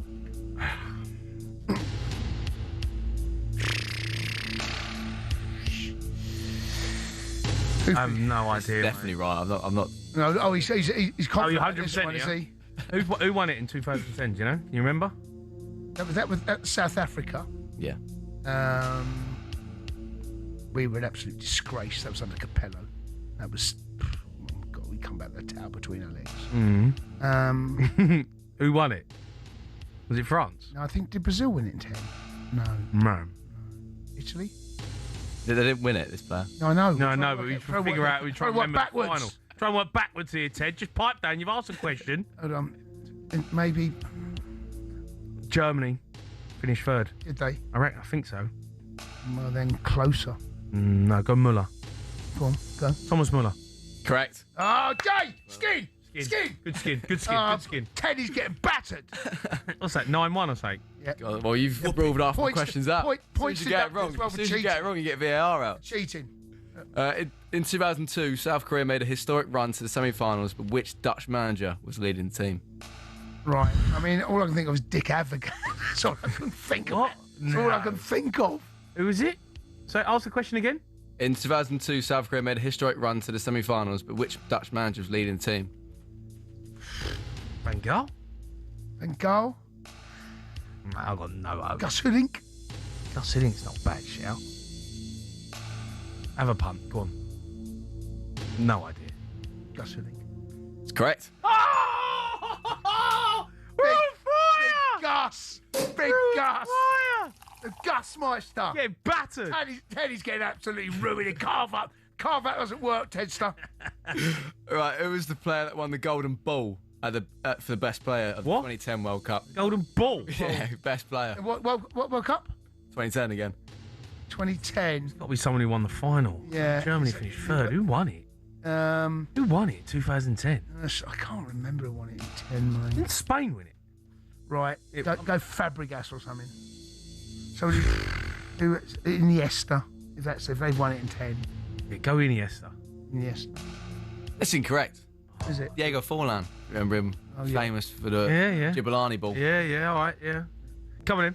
Keep going. One more. In 2014, Argentina reached the final, but which German substitute scored the winning goal in extra time? Oh my God, Schürrle crossed it. It was the young lad. Oh my God. Yes. What's his name? Spurs signed him. I'm sure they did.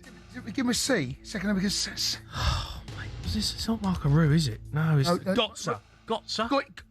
Yeah, go on. Mario Götze. Yes. Go on, Ted. Off your pop, you little mug. Ted. Get battered. Ted. Right, that's we it. We should call it Ted Gets Battered just before 1 o'clock. That's what we should call it. Right, the boys are back. Me and Cundy are doing a Sports Bar special live on the talkSPORT YouTube channel for England versus Croatia. We're going live at 8:50. Don't miss it. Then we're back for the Sports Bar taking calls from 11:30. Come on, England. Coming next.